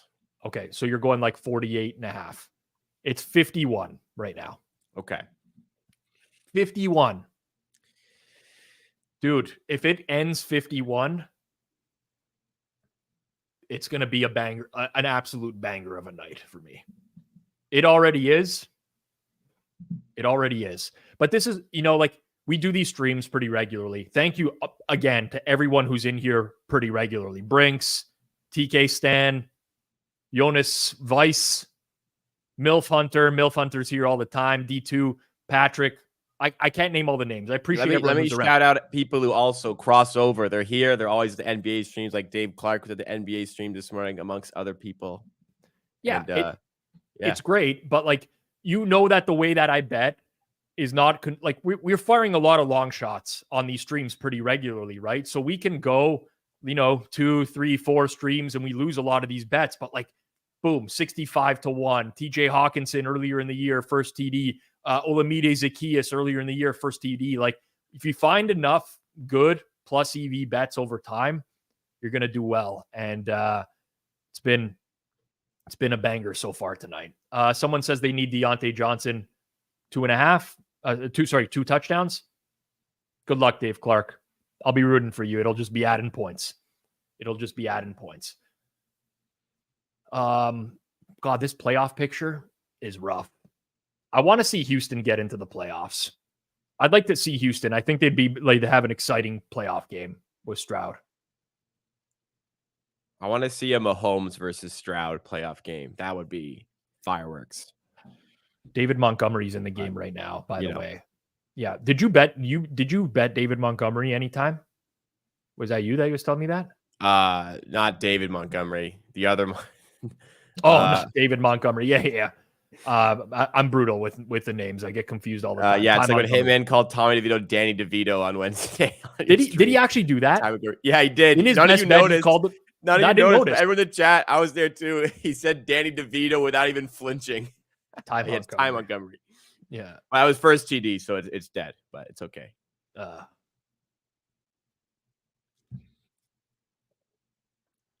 All right. 2-minute warning right now.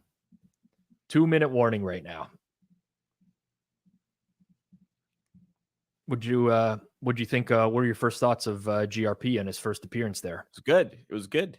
Next time he should join on his laptop, so that it's just. We'll have to call him in advance next time and give him like the rundown, but maybe bring the laptop as close to the router as possible, upstairs. Or plug in directly. Upstairs, once he got down to the dungeon downstairs, I didn't know what I was going to see on the walls when he was going downstairs, but that got a little bit dicey.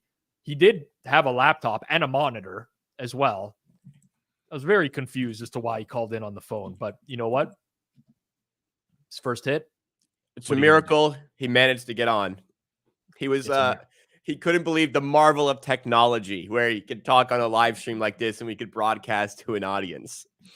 You know, I will say, to his credit, while I thought like a lot of the reasons that he gave were asinine, he did have like an explanation for everything of why he does everything. Yeah. I tried to challenge him a little bit, at least on the paper, the bloody paper. Like, you think I can't reproduce a fake bloody paper? Like, no one's been able to forge a document before? It works for him. He's comfortable with it. It's what he does. I don't know. It's his thing at this point. He could never go back at this point, even if he wanted to. But you can though. You know, everyone's like, oh, you can't teach an old dog new tricks, right? Like, you actually can. No, but it's his stick now. Like, he can't drop his stick at this point. I guess. Yeah, I guess if he starts using Excel, he loses everything. Yeah. That's it. It's all over. The shtick is done. But yeah, why not? But he's not holding his laptop, showing it on his footage. I believed. I don't know why I believe this, but like, I believed, especially when he called in on his phone and I saw him in the waiting room, I started to think in my head, I don't think this guy actually has a computer, because, you know, he's recorded all these Twitter videos. He's always recording on his phone, right? Every single time. He's got the notebook. So in my head, I'm like, this guy just doesn't have a computer. But then he went down to the sex dungeon downstairs, basically, and started showing us the computer screen, the laptop he has, and whatever. It's an old laptop, but like, I'm sure he can get Microsoft Office or just use Google Sheets, Google Docs. I just, you know, so yeah. It wasn't adding up to me at that point. But it's not a shtick. It's not a shtick, people. No, it's not. Clear. I agree with Zach. It's not a shtick, but like that is his thing at this point. You know what I mean? Yeah, he owns it. Yeah. I wonder. I should have asked him. So many things I should have asked him. In real time, it's hard. I wonder if he actually knows how to use Excel. I wonder if he knows how to use. Oh my God, I just got picked. I wonder if he could like actually figure out how to get. So I'm assuming Moretto messaged him the link to join a StreamYard. Yes. I'm wondering if he could figure out how to get that link and send it to himself so he could get it on his computer as well. Wondering if that's a task for him. That's a fucking great question, man. That's a great question. I'm also wondering if he knows how to attach a JPEG to an email if you tasked him with that. What are the odds that he has like WhatsApp web? Yeah. It's like, that's what I'm saying. The probability's got to be less than 1%, right? Or Telegram, or maybe he goes on Twitter on his computer. Yeah. Yeah. I mean, Hunter Henry is just catching everything. This would have been a good question. How does he line shop? Pull up just a bunch of tabs? I think he actually admitted in that interview that he doesn't. Because he basically just said like the proximity to his home is the most important thing for him. Because he's going and manually placing bets, right? Right. Right. Because he's got to have the ticket on hand. That's true. Yeah. I think he doesn't line shop. I should have gone after him hard for that. Missed opportunity. Missed opportunity. We're kneeling as this it might be for Zappy here as well, taking that sack. Can't take that sack. Landon Roberts almost didn't even play today. Came in on the sack. Honestly. Timeout. Smart. Yeah, I mean, Super Square, I think, is an Illinois guy as well. Yeah, he should have apps on his phone. I mean, he clearly can work his phone. He set an alarm, which went off during the show, turned the screen entirely black. What do you think he had an alarm set for at this hour of the day? I didn't think about that until right just now. Maybe to take some pills or something? I guess. Comb his hair, tell everyone. Maybe it's like it's an alarm. It's a reminder to film a Twitter video about how his hair looks amazing. Right, we did a poll. We did a poll pre-game on what color shirt he'd be wearing. Blue was the highest voted answer, and blue was the winner. So congrats to the blue voters. Next time I'll give away a prize for that or something like that. We'll see if we could get some Pinnacle pens for people. I don't even have a Pinnacle pen, so I can't give away a prize. I can give away a Pinnacle patch. I do have plenty. I need one of those. That's all I got. Yeah, I'll send you one of these. We got a bunch in the office. Next time you're there, just open up the locker in the Pinnacle room, and you'll You can go to town. You can go to town on that stuff as well. Yeah, I don't really know what that alarm was for. But in hindsight, it's a good question. It could have been anything. Medicine is the most likely one. You set alarms for like waking up and who's bleeding here? I feel like if it's for medicine, it'd be earlier in the day. Like, I guess before, I don't know what its bedtime is, but it's a good question. Maybe we're close. I think that's the best guess, though. I think it left me with more questions than answers, to be honest. I have a lot of questions now that are coming to me in real time. But I would love to do, and I'm not saying he's not educated in betting. He's actually very educated in betting. He completely understands the market, prices, value, whatever, timing of bets. But I'd love to do like an educational series where I teach GRP like how to model.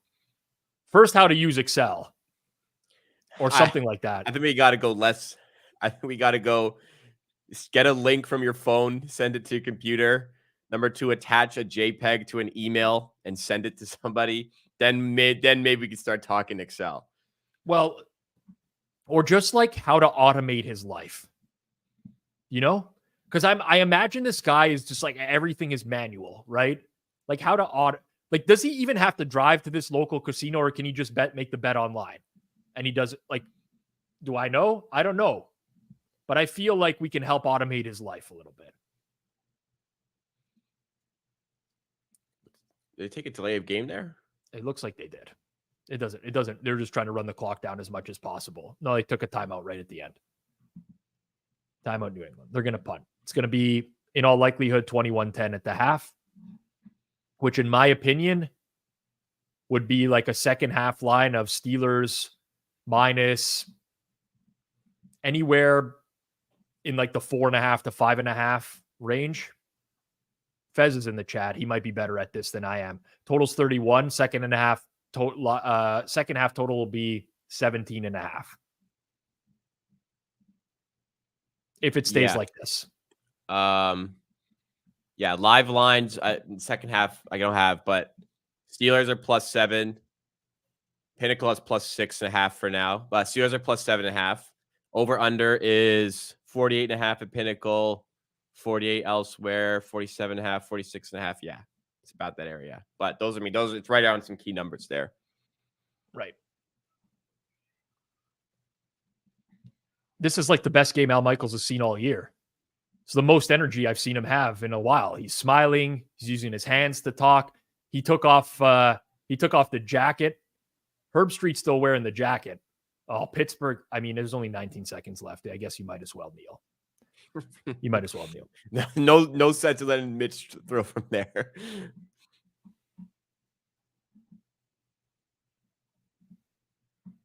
All right. Guess the Barry Horse second half release. All right. Fun game. We'll have to see. And he lets the market wait. Like he waits till the market materializes. Yeah. So it's going under 48 now. The Patriots are 6.6 yards per play, and the Steelers are 3.9. That's a pretty stark contrast between the two teams.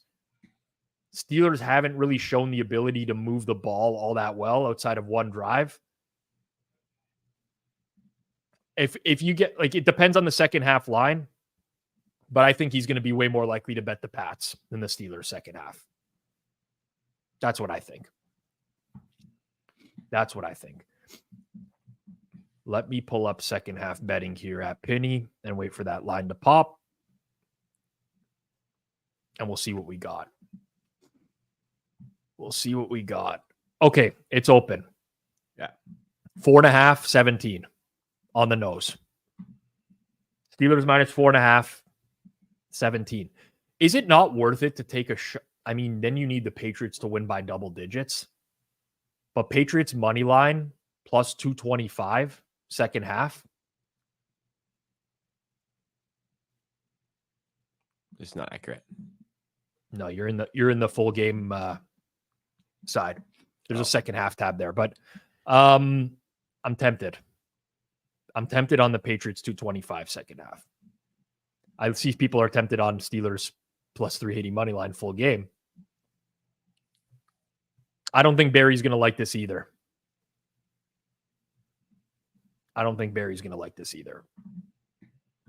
But what's the success rate stuff from the Steelers offense here in the first half? Let's check that box score really quickly. Here's the only issue is that here's the issue. With another team in this situation that's not the Patriots, I'd be more inclined to take the Patriots here. But I do honestly think that Belichick is going to try to salt this game as much as possible. Oh, yeah. Like, this isn't a pedal to the metal type of thing, right? Like, he's in a position of, like, let's just bleed clock. At least I think so at this point. Lots of first and second down running, right? He's thinking Mitch Trubisky has to score basically 3 times on him. Yeah. Like field goal, touchdown, and the 2-point convert. He's comfy right now. Yeah. Air out of the ball. Yeah. Which wouldn't be the first time the Patriots have taken the air out of the ball. I'll tell you that. Wouldn't be the first time. They've been losing and taking the air out of the ball. Yeah. Here's a good laugh, by the way. I just saw this right now. I mean, that was a pass-heavy first half for the Patriots, by the way. 34 plays, 24 of them were passing plays. That was a long. They have 10 rushing plays. Their success rate on rushes is 0. They have not had a successful rush in this game. This feels to me, again, God, if they just come out and pass in the second half, I think they're going to be fine. But I do not trust that team to do it. Zeke, 10 rushes for 22 yards. The Zappy run was a design pass, so it won't count towards rushing plays. This is turning into a little bit of a disaster. Little bit of under money, little bit of Patriots money so far. Not much to do here. Let me look at the third quarter price really quickly, if I can find it.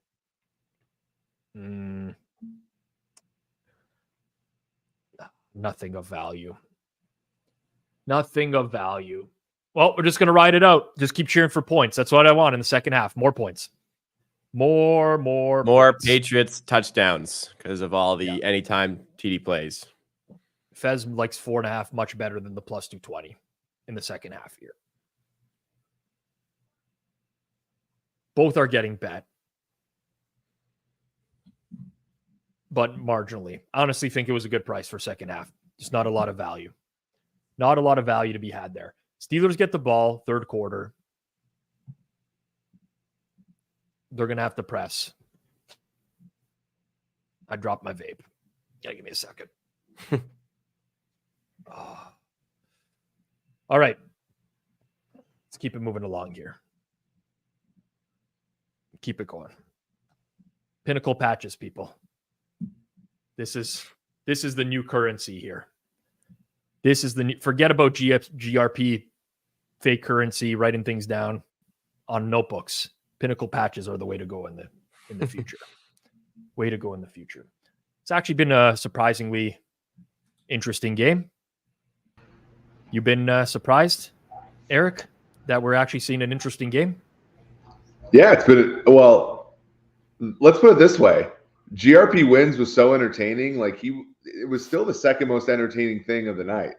But it's been a good game. Yeah, I liked it when he was upstairs. When he was in the basement, it was like kind of watching a train go off the tracks a little bit. You know, yeah. He was just pointing to the notebook a lot or whatever. I can't help but notice your caption and laugh because this has to be like, I thought it was a fake story when it first I did too. I'm like, this cannot be real. Yeah, like I thought it was the Onion Sports or something like that. It was the most ridiculous thing.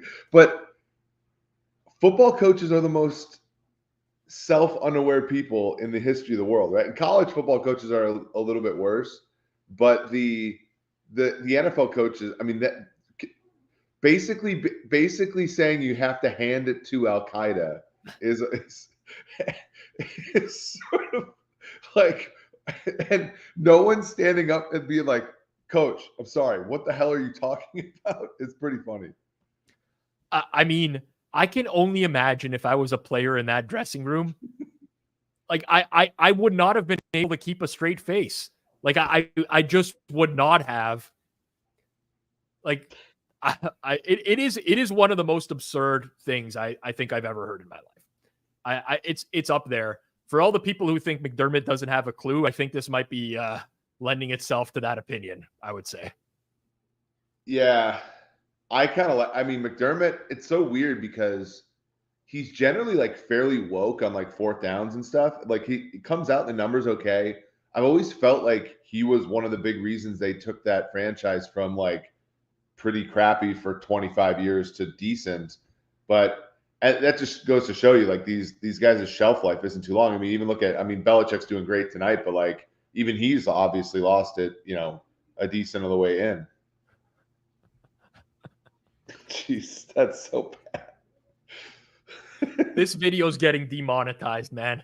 There's no way we're getting through. Oh my God, man.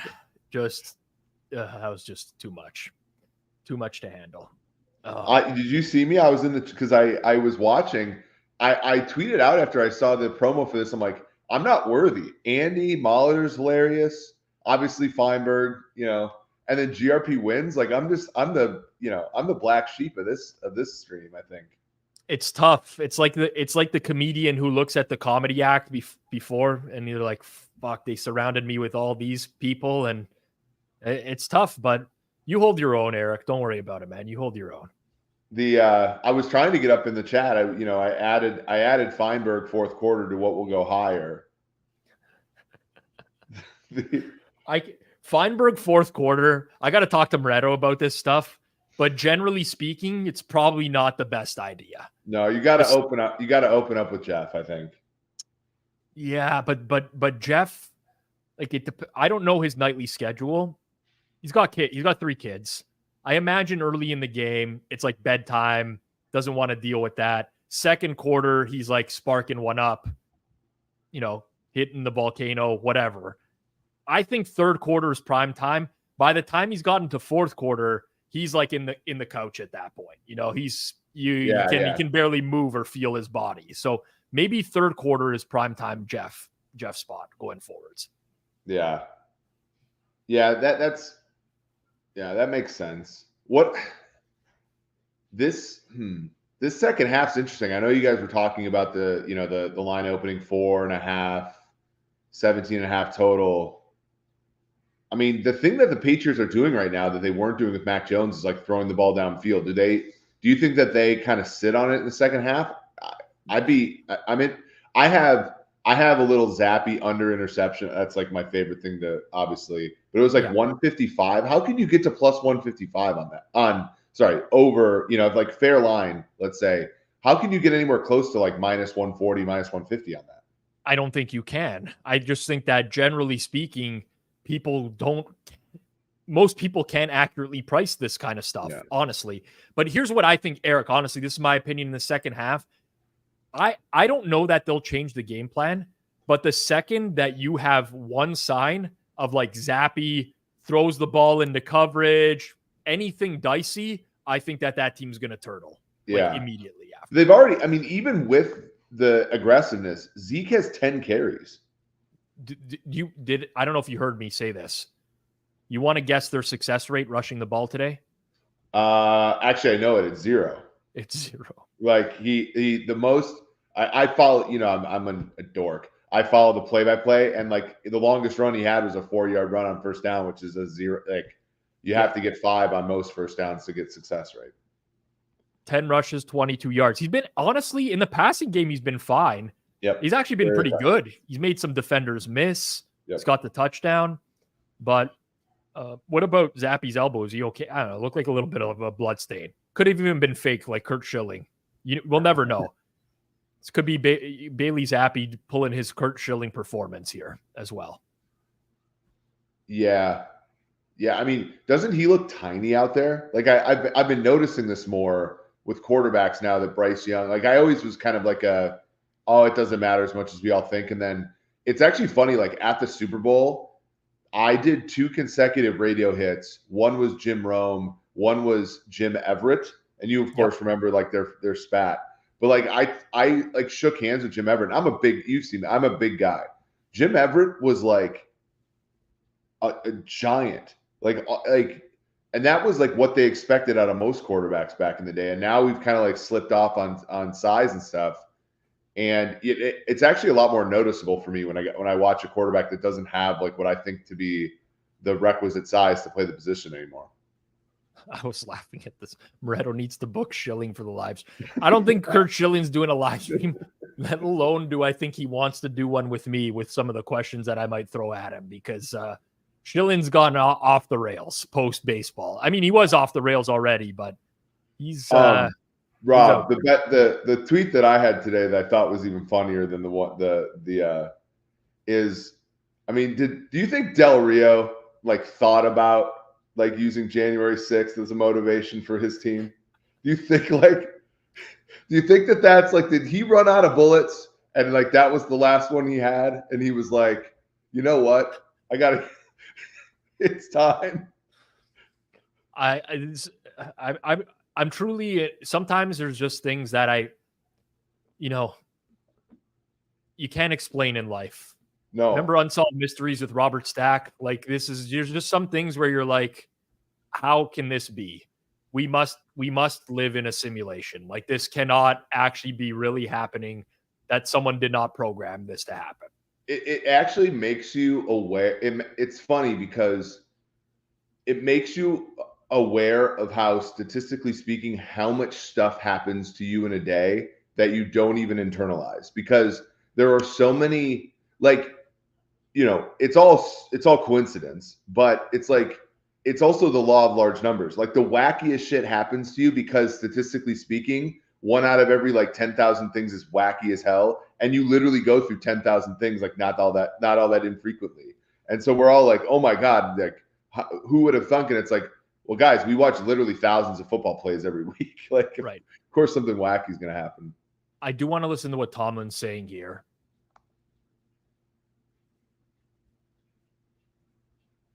All right. He said nothing of value.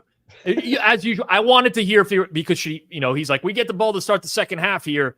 And I thought he was going to say like something of relevance. And then he just gave you the typical coach speak. I'm good. Yeah, we're going to throw to Freiermuth. Yeah. We got the typical coach speak. Someone in the chat's rooting for Deontay Johnson's second touchdown. He played. Yeah, I saw that. That was well, obviously congrats to you on the Hunter Henry. You know what? It was like, you do not get tight end one, especially on a team that has like no weapons priced in that range ever. It just doesn't happen. And part of it was the total of the game, obviously, but like we're not dealing with bad weather here. No, we're just dealing with teams that Steelers defense is also just like strictly overrated all the time. Yeah. Yep. Like, and that played into the total. I mean, Alex Highsmith out as well, matters, especially since like I think TJ Watt might actually be concussed and is still playing in this game.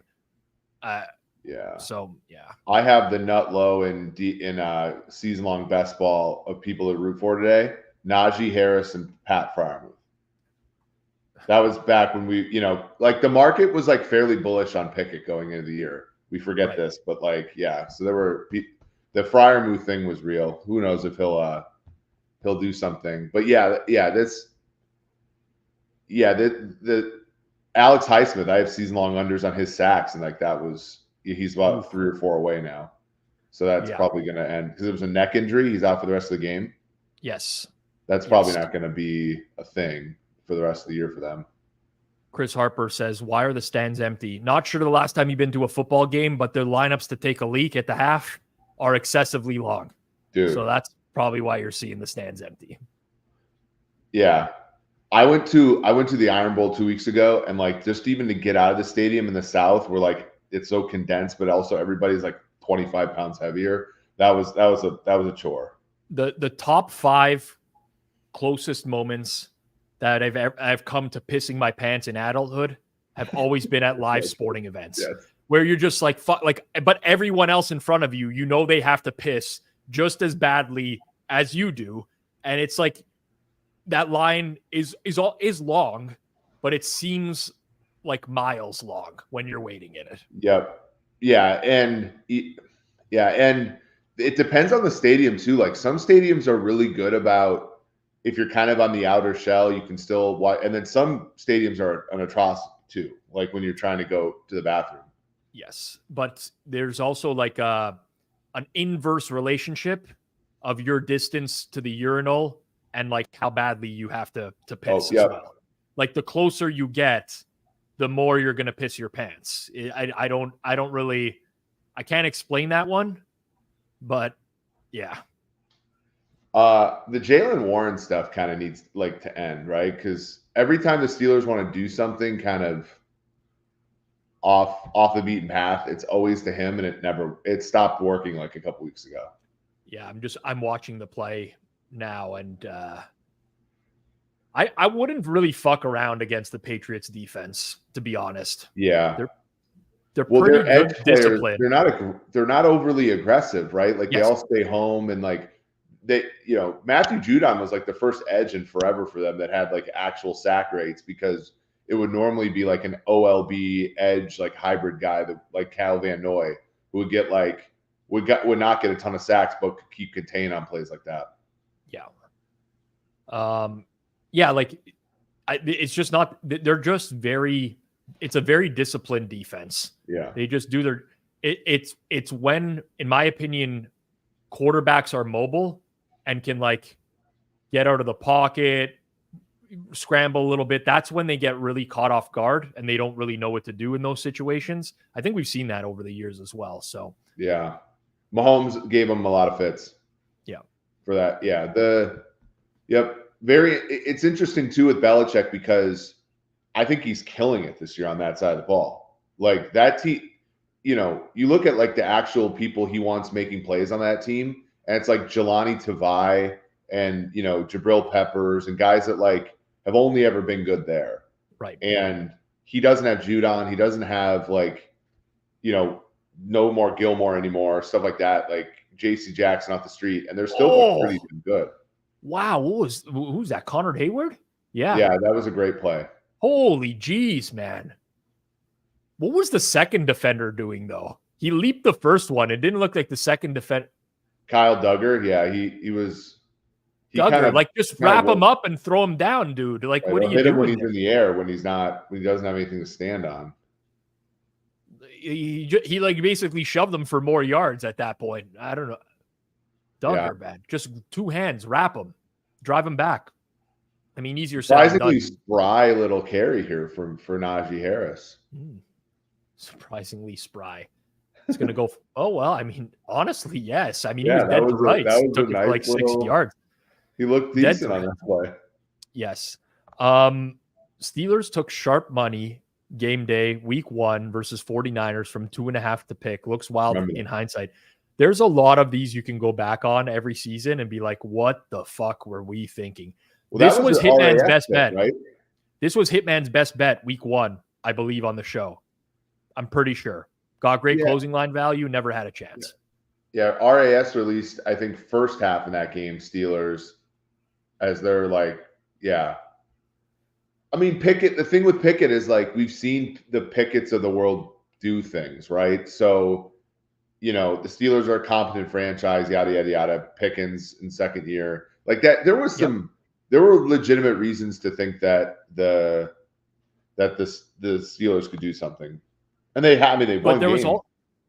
There was also like, I think there was like some pessimism around the 49ers entering the year as well, because Brock Purdy was coming off of injury.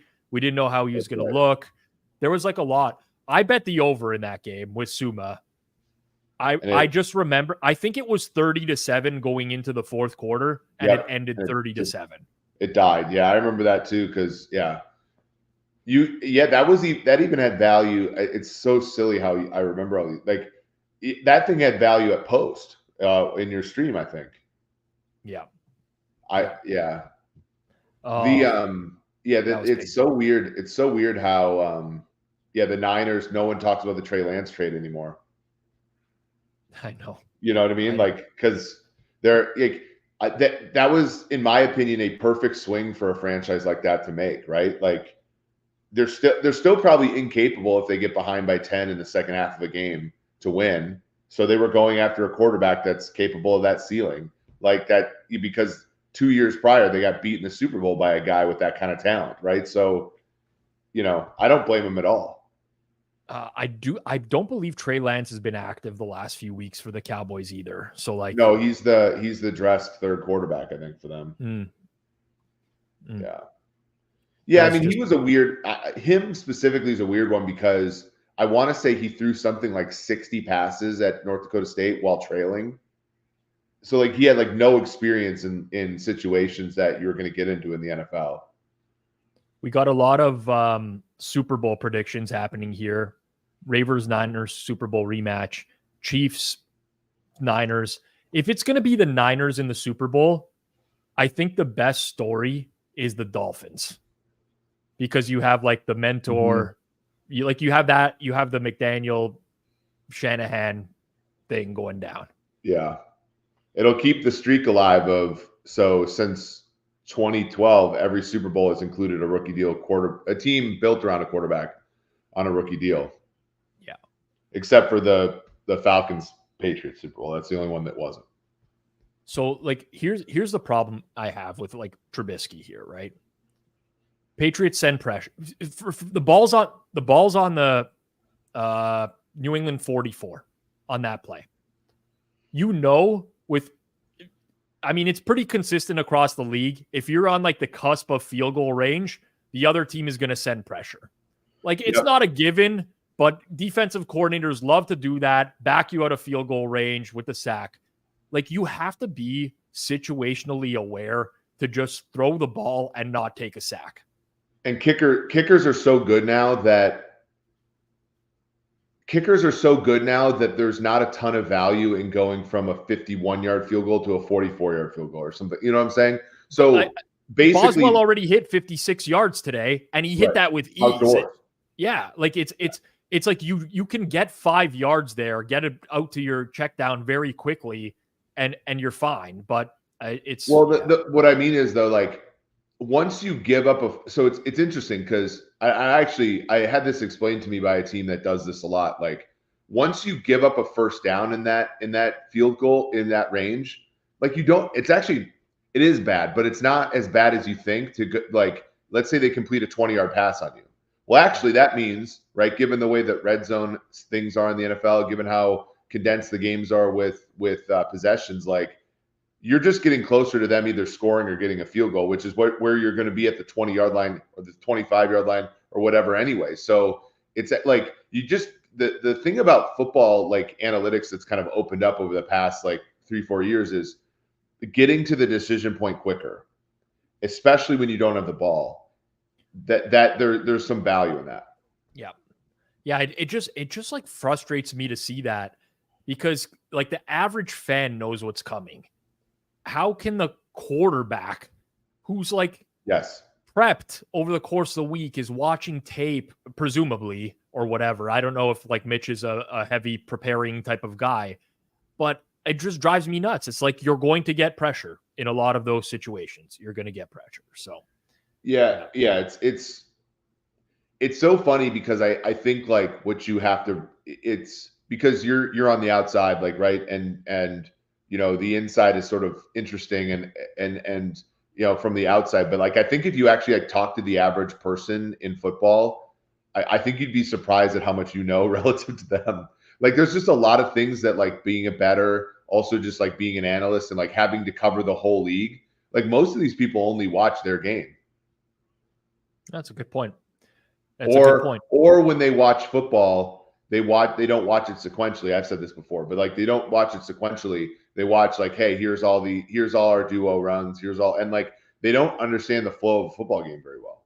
Yeah, well, there's a big play happening here. That's Zeke, man. Zeke looking spry tonight in the passing game at the very least. One of my betting partners who you've met before, he's not a football. He likes football, but he's not a fan to the same extent that we are in the way that we follow the league. And a lot of, I talk about it a lot more than I used to, especially when I'm doing media. When I do Forward Progress Best Bets on Wednesday. but like the schemes that teams are playing and how I think certain players have certain advantage versus other teams. And he just comes back and is like, well, doesn't like the defense adjust on a weekly basis to the opposing offense? And it's like, actually, you would, in the metrics, no, it's extremely consistent that they're going to play X amount of cover 2 in a week, like if you look at the season long numbers and you compare them to like last 8 games, last 4 games, you're going to see like almost no deviation whatsoever. And it's mind boggling to me that this happens. And offensively, like I've seen Kurt Benkert talk about this on his YouTube channel before. I love that guy. And he displays a lot of his knowledge through Madden more than anything, but he often talks about like you have your scripted plays at the beginning of the game, which you're typically going to run 10, 15, sometimes 20, but these are the plays that you're going to run as long as the situation is like first and this or less, second and this or less, or else you're going to get away from that and you're going to go back to your regular plays. But the teams, like outside of their scripted plays, which they're running in the early going, they tend to fall back into what they're always running on a weekly basis. And it's like, if you prep for that, I just don't like, it's mind boggling to me from the outside looking in that this is a thing where it's like, yeah, we're just going to play the same offense and same defense for the majority of the year. And if it works, it works. And like, there's just not a lot happening on a weekly basis in terms of adjustments. Yeah. It's interesting. And when we do some of our, like we do coach consultancy, right? So we help teams hire coaches. We have to, because of the statistical split, to your point, is you have to split out scripted plays and non-scripted plays. And like, and it depends upon which coaching job you're going for, coordinator, head coach, whether or not you should be good at one or the other. Like it's 2 distinct skill sets, to your point. And it's crazy. Yeah. I think that the big thing is, and it's even this way, like it was this way when I was at PFF. It's not quite that way at Sumer because we're kind of a startup. And so it's not as established, but in established organizations, like a lot of people don't vie for the work. They vie for power, right? Like a lot of, you talk about, just like the stories I hear about from Dimitrov and stuff. It's like you and I are curious about the difference between Caleb Williams and Drake May. Some GMs are just trying to make themselves look good so they can get another job type of thing. So, yeah. Yeah. I mean, there's lots of commentary about this in here. Like Ravens D does a good job of mixing up coverages. Well, they play less cover 3 than a lot of teams in the league, and cover 3 is the predominant defense across the league, but they also have a lot of tendencies, do the Ravens as well, where you'll see in certain situations, they're very often going to blitz. And like, it doesn't take a rocket scientist. It definitely doesn't take a rocket scientist because Matt Patricia couldn't do it for so many years. But to figure this kind of stuff out, it takes a lot more than but it could just be an average person. Like it's incredible to me sometimes where you're just like, yeah, they're going to run cover 3 on this play. They're going to run cover 2 on this play because they do that all the time. And how teams just go and they call their right. Like, I don't know. It feels to me like there should be so much more offense in the league than there is. Yeah, it's just a lazy and the quarterbacks aren't as good too. I think the other part that we saw hidden is Manning, Roethlisberger, Brady, to a lesser extent Rivers. All those guys were also their own coach, right? Like Randy Fichtner did jack shit when he was the OC for the Pittsburgh Steelers, right? And like it was all Big Ben calling his plays.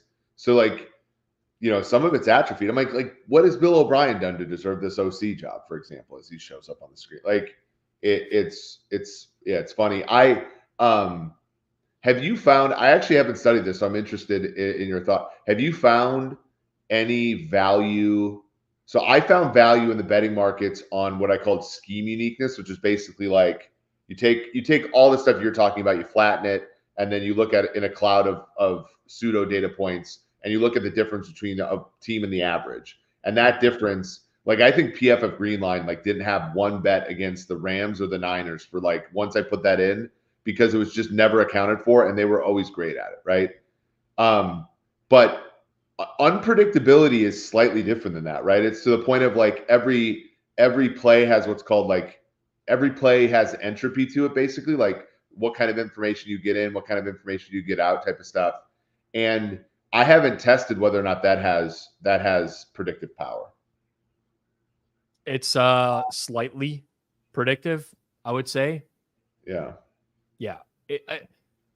Zappy's taking a sack here. Man, I want these alt overs. Look at Raikou just killing me right here. Yeah. Oh, man, you're just so boring compared to GRP. Raikou's a dentist, man. You want to talk about boring. Yeah, what the heck, man? Come on, Raikou. I got some plaque, though. I need to get in there. One of these days. Yeah.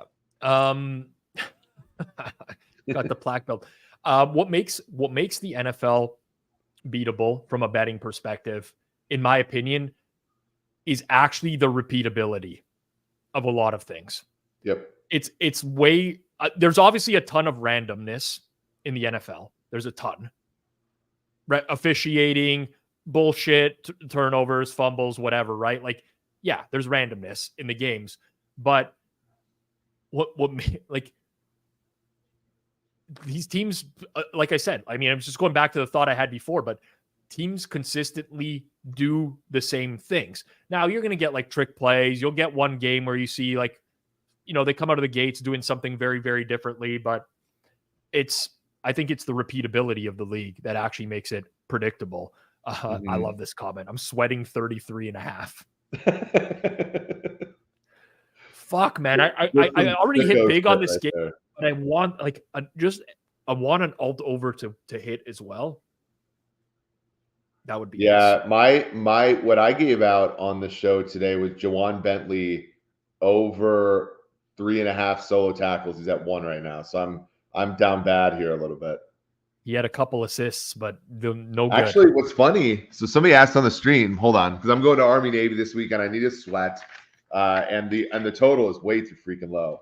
I did write down, because I do play a little college DFS, just in honor of GRPWins. I wrote down on a piece of paper at work today who I wanted to play in DFS and Army Navy, the showdown slate. So, because you can imagine, Rob, I don't know those players by name, so I was, and it's actually like my showdown model for college football. Back when I did DFS more, obviously more. Not professionally, but I did it, Rec Plus or whatever. Yeah. My models will all dependent on PFF data that they've shut down. They don't allow me to access anymore. So that's not even comparable to GRP. Not till you bleed all over your paper. Oh yeah, sure. Yeah. Not till I'm thinking about playing one of the kickers and the captain for Army Navy. You know what I mean? Just paper is making a comeback. Okay, no, I need to really dig into this though. Did you do this for GRP or I did? I did it as a bit, yeah. Okay. And sometimes at work, like I don't know about you, but I do. It is somewhat cathartic. Like I do have one of these like nice pens from my, there is something cathartic about like writing a math proof at it by hand, or like some there are elements of things I like doing by hand, and there is like this stupid part of me that still does like. I write down my daily like tasks by hand on a piece of paper, that kind of stuff, just so that I don't lose it. Like lose my ability to write. Like I legitimately don't want to be like 75 and like not know how to write. You know what I'm saying? Yes. You can't fake paper. This is true, Chris. You can't fake paper, apparently. There's so much to get into here. The best thing about Army Navy this year is that is Ravel officially gone from Action Network now? Is he like done, or is he still there? Won't tweet that out, you mean? Oh my God, man. Well, last year, so this is my 3rd year in a row. It went over last year, but in overtime. Correct. Required overtime. Oh, he's still tweeting stuff. Most popular TD tonight was no touchdown bet. Second most popular Steelers. He's still tweeting, so I assume he's still there. God, the Army Navy trends, people forget that like the number has something to do with the bet, right? Well, that's always like, and I don't want to name names, but like last year I was on this kick where I could finally go after some of these like really dumb social media sportsbook people because they weren't partnering with the company I was working for. And I'm just like, some people like 67% is on the over tonight. And I just like, which over? are we talking about? What number? What is the number? Like, over what? Yeah. But yeah, it's all a fucking sham, man. It's all a sham. There's like 10 sites out there where you can get public bet percentages. And if you like, it's not like, okay, one site has, 52%, one site has 54. You get extremes one way where it's like 70% of the bets are on this side. And then you go to another site, it's like 65 are on the other. It's all a joke, man. But also, does it also not give you kind of maybe the heebie-jeebies that these books don't actually do that much NFL handle? They do, but like so much of it, like here we go. Here comes Rob again saying he consulted for sports books, which I have in the past. A very, very big US facing sports book. Let's just say that. So much of the handle comes in the last hour leading up to that. That's what I'm saying. So like those bet percentages are based upon the like they're almost, and I don't mean this like they're not, don't attribute to malice what can be attributed to incompetence, but like they're like baiting you in some ways into the other side if you're dumb enough to go and be like 76% on New England when that's like what 10% of what'll end up being the bets at post. Yeah, that's part of it. Is like, it's not going to be many bets since post Kyle Lamb. So there we go. I did it again. I did it. It's important for people who don't know that they understand the context, but also like the sports books do not hold a large amount of money on NFL straight wagers. It's parlays, teasers, all the other stuff that gets bet that. I think generally speaking, there's people out there that think that like if I fade the public in the long run, I'm going to come out ahead because the sports books are going to come out ahead, but they don't understand that the sports books come out ahead because of VIG on those bets. They're not sharper than I mean, they are sharp. I mean, like Jeff Benson's, and their crew at Circa is sharper than the average sports book for sure. But like their edge comes from the fact that they're getting plus 110 on you. Like if you equate it to a coin flip, some people will understand how ridiculous it is, right? Yeah. But like if I want to bet heads at a sports book and they book me at minus 115 and like 70% of the people decide they want to bet heads, the sports book has an edge because they're booking it at minus 115 or minus 110 or whatever. That does not make tails a good bet because 70% of the people bet on heads. Right. You're still making a shitty bet to be on the side of the sports book who gets plus 115 by booking that. And now you're paying minus 115 to be on the same side as plus 115. And I don't know why this is actually such a difficult concept. It's mind. I've said mind-boggling like 100 times. Well, but not only that, but like let's even assume that's what you just said is not true. Like let's assume that you are on the side that's going to win. You are on. Oh, geez, this is going to be a pick six. Almost. Ooh. Oof. Oof. The Bailey Zappi under interception prop goes to die. Still a good bet. This is where it's going to get real dicey for Patriots money line now, though. They really need to hold them out of the end zone here because this is what I said. Like, what's going to be the next drive for the Patriots now? They're not taking any shots downfield. Zeke, punt, trust your defense. Exactly. So let's see the replay. I mean, I think it kind of was Zappi's fault. I know it was. No, it is Zappi's fault. That's a late throw to the wrong shoulder of the wide receiver. Yeah. And I mean, why not just dump it to Zeke there? Honestly, I don't know why you threw it into coverage.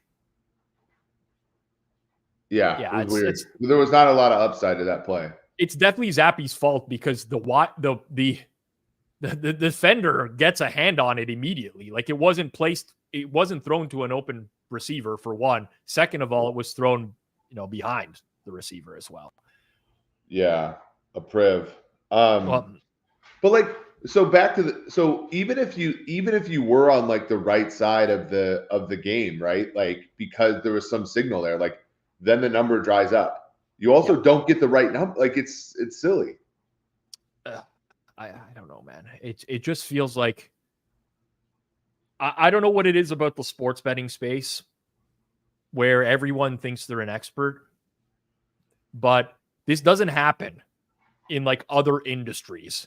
You know, I guess maybe you could say it happens in the medical industry every now and then, maybe during a global pandemic or something like that. But for the most part, like not everyone pretends that they can fucking change an engine of a car.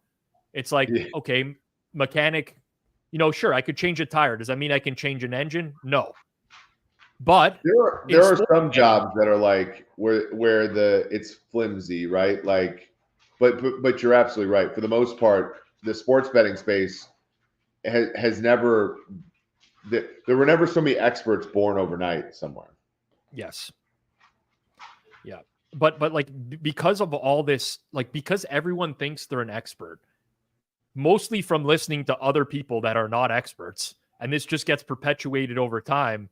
You just get this stuff that like people I mean, I mentioned this on Circles Off, not the one that we had dropped today with Sizzle, which by the way, check out the episode with Sizzle today, especially the conversation. It was very good. The conversation we had at the end was very fun. I thought. Yeah. Yeah. It made a multiple mile run tolerable for me. So right. No points in the third quarter. Fez, you end up cashing your under in the third quarter there on a huge sweat towards the end. But if we go back to last week's episode, I talked about this at the end a little bit. And this is a slightly different audience. Not everyone here listens to Circles Off, but we did an episode on Circles Off. If you don't know what Circles Off is, just search it on YouTube afterwards. Make sure you subscribe to it and listen. Watch on a weekly basis. I promise you, if you enjoy this content, you'll enjoy that content. But the episode that we did with Simon Hunter long ago, our biggest episode ever, where we just reacted to his interview with Ross Tucker, where he went on and claimed to be a pro bettor and just spewed bullshit for the entire interview over and over and over. We reacted to that.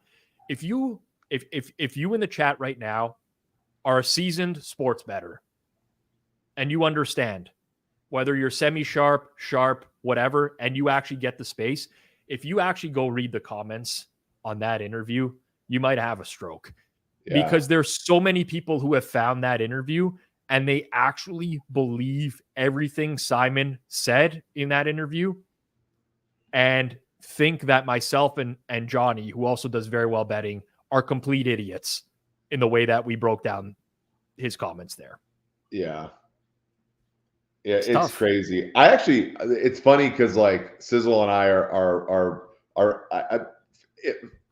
internet friends. I actually did not know that he wasn't at least semi-pro. Like he and I DM all the time. We like show each other jokes and stuff on in gambling Twitter, frankly. And I always figured that but I knew he was a lawyer, but I figured he like bet relatively regularly. It sounds like he hasn't made a bet in forever. Yeah, he just like he likes the sweat of betting every now and then. I only know that he's not sharp because he did an episode of Bet the Process a long time ago where the first question that Jeff Ma asked him was like, so what makes you a sharp bettor? Like what separates you from, and he's like, oh, I never have ever claimed to be a sharp bettor. I'm not. So I only knew that because of that. But yeah, he understands all the concepts of betting. He knows enough where I think he could be, but I mean, he's a lawyer, probably does fairly well off of that. Yeah. And he just wants to sweat some games. So, totally fair. Yeah. And I actually think like a larger fraction of Seville is like that than I initially thought. Yeah. All right, here we're going for it here, Rob. Oh, they're lining up to go. I would line up to go. It just makes it makes it a little bit more. We'd all go, but Tomlin, we didn't think would go. Well, at one point, Tomlin was the guy going for 2-point conversions on every single touchdown. So, at one point, that was him.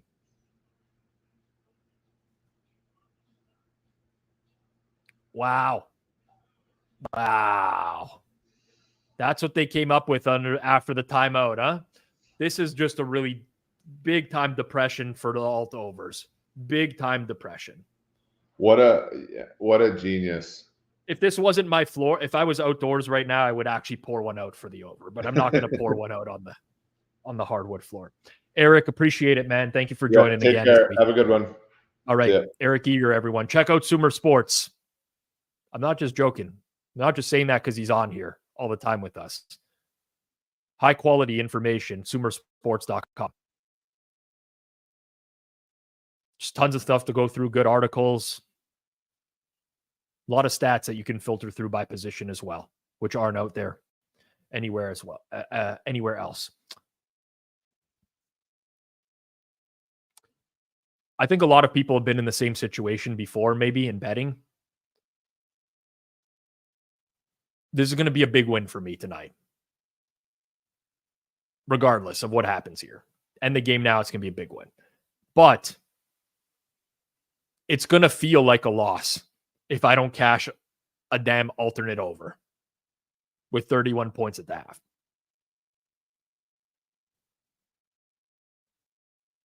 It's very unlikely at this point. I need 9 points. I should have started the ladder maybe a little bit lower.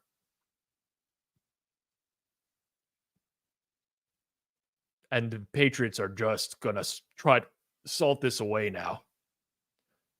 They're just going to try to salt this away. Bill Belichick could have had the sativa, but he went for the indica. And he's sitting back, just like my guy, Geoffrey Fienberg. What up, buddy?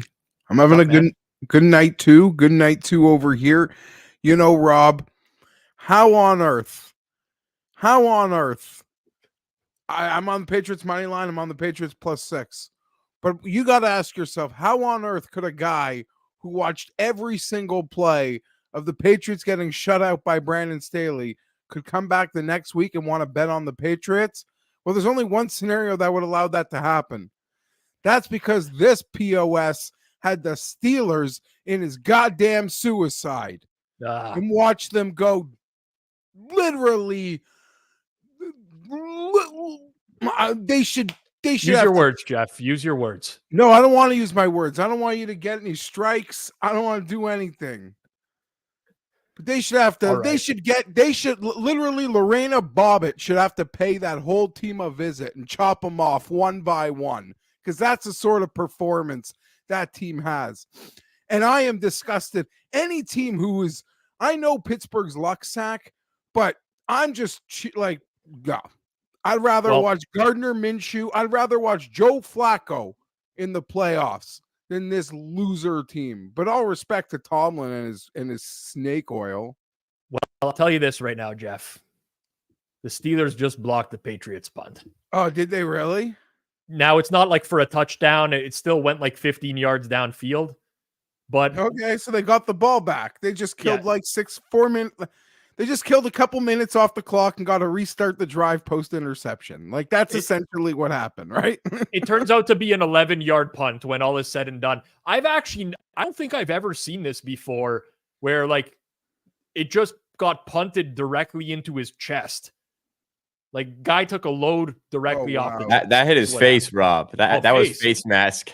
Oh, wow. I don't know if I've seen that before. Just as I'm talking up here.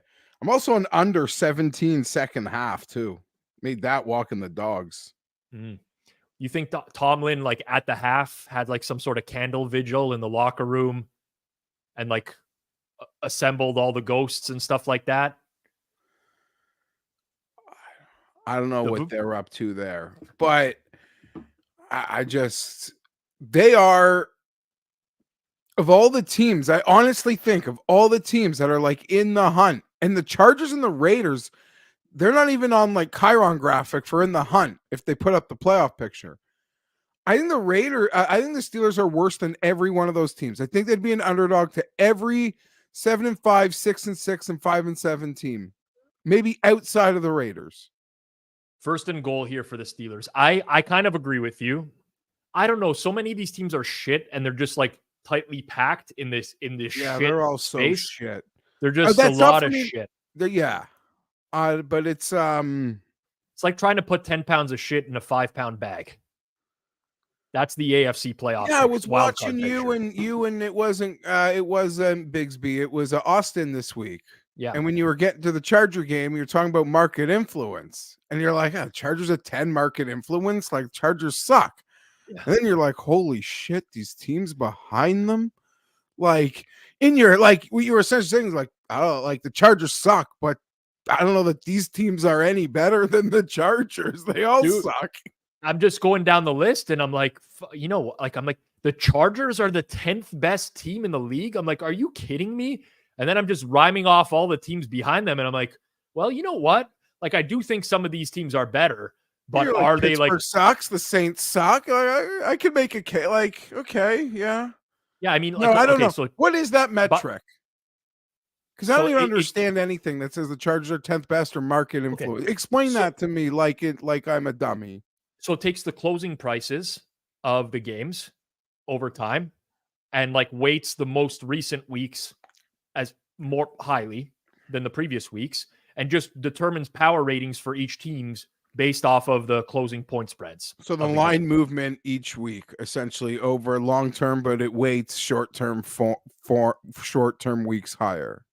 As of right now, this moment in time, the Chargers have the 9th highest betting market ranking in the league. I still don't totally teams. Their number closes shorter than you're better to the Chargers number over the week. Like when I bet the Chargers on Sunday, I'm always getting the worst of it. Is that what that's saying? No. It has nothing to do with that. You don't have to view it as getting the worst of it or the best of it or whatever. It's just basically saying based off of the way that these are the final point spreads in all the games of the season, this is where the Chargers weigh in based off of where the closing line was in market. The teams behind them. So if they were playing the Chiefs on a neutral field, their spread would be shorter than teams behind them. That's correct. What that is saying. Exactly that. Yeah, but that's bullshit. That's because that's a flawed metric as it pertains to the Chargers. Because they can beat anyone but lose to everyone, as I joke with you all the time. And that, it's a flawed metric with the Chargers. It is, right? Dude. And I think that's why you were dumbfounded by it. Truly. Okay. So I don't know what the Steelers are doing. Steelers have 1st and goal from the 1. They just tried to run a trick play, which you're going to see probably in about 30 seconds here as well, where Connor Hayward takes a jet sweep and then tries to pass the ball. Do not run these plays on the Patriots. Have people not learned? Don't run these plays on the Patriots. Don't run them. I think you got lucky the pass got blocked. There were 5 guys. But you're putting it in Connor Hayward's hands to throw a pass. What do you think's going to potentially happen in these situations? Guy's not going to throw a dart like he's a quarterback every single time. Rob, that stuff is cool when you're the Miami Dolphins and you do that. But when you're a team that that struggles to score and you do that, it's actually so embarrassing. It really is. Okay, this is not the over, people. This is not. We have to get a 2-point. I still need another thing. No. We need the 2 because for 39.5, you want Tomlin to be able to kick a field goal. And you want overtime in play. Well, not a lot of things. Yeah, but this creates outs. If they don't get the 2 here, then they have to go for a TD next time. Yeah. You get more outs on the river if you get the 2-pointer here. It's true. Yes. It's true. Well, I'm generally rooting for points. Just hit the Muth, man. Fryermuth. Red zone target of the millennium. There he is. It's good. It's good, people. All right. Fuck, Brinks, you hit the alternate over 37.5. Why did I not play anything less? And Rob, that's bad. That opens up the door to... Yeah. I'm sorry, Jeff. I don't want to lose my Patriots spread bet in overtime. Man. As long as they don't lose the spread bet, then the night is fine. I won't root against you at all for that. I know behind the scenes for ratings, Moretto is rooting for that though. Moretto wants you to lose your bet to get. No, I don't. I just, then. No, but that's true. like- That's the truth. I know how Moretto is, and he's rooting against you right now. So you can let him know after the fact. Tell me he's a piece of shit. But rooting, Say- because he bet Pittsburgh, he's rooting No, against. no. Has nothing to do with that. He just wants to get your reaction live on air. Oh, sure. Well, whatever. Well, Just it's tell not it's like a hyper recreational Thursday night game where a true better, like sharp, wouldn't bet it because they don't like a side. I picked one because it's a TV game and it's what I do. Would it make you feel better if you lose your bet knowing that GRP won his bet? Because he's like your guy now, right? Like you're all in on GRP. There's few people. I don't know how to put this. Like it's hard to make the face turn for me that GRP has made. Yeah, he went from heel to face. Yeah, and my like what the hell, like. But there's a couple people like in my niche little golf thing. Like there's a couple people that are like, who the hell is this guy's just such a like I care like. Hey, what's with this like tag team tournament they got this week? They're pairing like PGA and LPGA. Yeah, I want to reach. Yeah, it's the first time they did it. I'm a hoser. You bet Aberg for sure with like whatever the other. No, I didn't. When I bet Aberg, Rob, I don't want half Aberg. Like I don't want to lose. You want the whole thing. Yeah. You want a piece of me? You got it. Yeah, I know what you're. You know what I mean? Like I'm not betting on half Aberg, and no disrespect to whatever. This was an easy. I don't know what they're doing. But this was an easy. I played Connors and Brooke. And Brooke Henderson, at of course. 1. Like that's an easy 12 to 1. Bet. I got a bet. That's a bad number, Jeff. I'm sorry. 14 maybe I have. I don't know. No, I mean I got 20 to 1 on Connors and so maybe I read it. Maybe I said it wrong. I usually have a pretty good number, but yeah, you never go half Aberg. You never go half Aberg.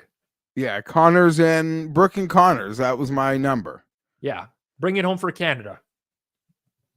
We don't get nice things in Canada. We might as well get a win in some sort of PGA, LPGA combo event. Rob, like Shohei's a pick'em now, buddy. Yeah, but those are offshore. Those are media sports books. I'll call it. It's not a real line. He's like minus 120 at 1 to go to the Jays, but he's minus 150 to go to the Dodgers. Second time this stream that I'll reference that I consulted for sports books before. This is a pure media play to get douchebags like us talking about this. They'll move the odds tomorrow based off of no bets just to get more people talking about it. No, I know, but in such a secretive, I guess, free agency, you don't really have anything to go on. So it's like, that's kind of all we have to go on. And I know that market is speculation based. It's not real. They're just, judging that by public perceptions of what, right? But yes, still. Yes. If Ohtani comes to Toronto, it will very likely mean season tickets for me again. Very likely. Rob, go ahead. I'm just like, I need it to happen in my life. I just need it to happen. If Ohtani signed for the Jays, when his number is revealed, I may have to step out from work and go to the Jays store. Yeah. Oh, dude. You could just tattoo it. You could go to the local tattoo parlor instead. Be less of a line over there than there will be at the Jays store. You think day of is going to be a big line?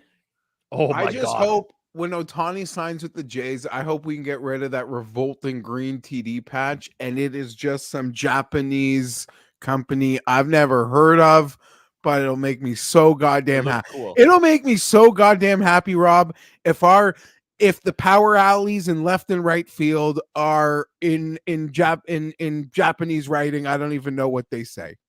That would make me the happiest boy in the world. You'd love to see a Toshiba patch on the Jays jersey. You'd be dying for dude. They Toshiba. always Mitsubishi, baby. Mitsubishi. I remember as a kid, like sweating Mariners bets, whatever, in the Ichiro age. They always had Nintendo ads in the background on that thing that like switched. Yep. I remember always seeing Nintendo ads there, but Nintendo, yeah. Suzuki. What other brands? I don't know. People. Sony's Japanese, are they not? Sony's a Japanese company. Like, have you seen the pictures, the new Dome Reno pictures? Oh man, I go from 6 to midnight when I look at those. Because like that was just, how do I put this? That was the last year's renovation was there's a lot of filler stuff for like people who aren't really like care about ball, should I say. Yeah. This year, like they're really taking care of the people that like to sit, inside the shallow outfields and from behind the plate and in. So that should be fun. And the Patriots going to lose me all my money, but it's just a little bit of money. Big 3rd and 10 here. Yeah. Juju Smith-Schuster. Oh, it's close. It's like they got to go for it. They got to go for it, man. Sneak Bill it. If Bill punts this ball, Rob, maybe not. No, Jeff, they should definitely go for this right now.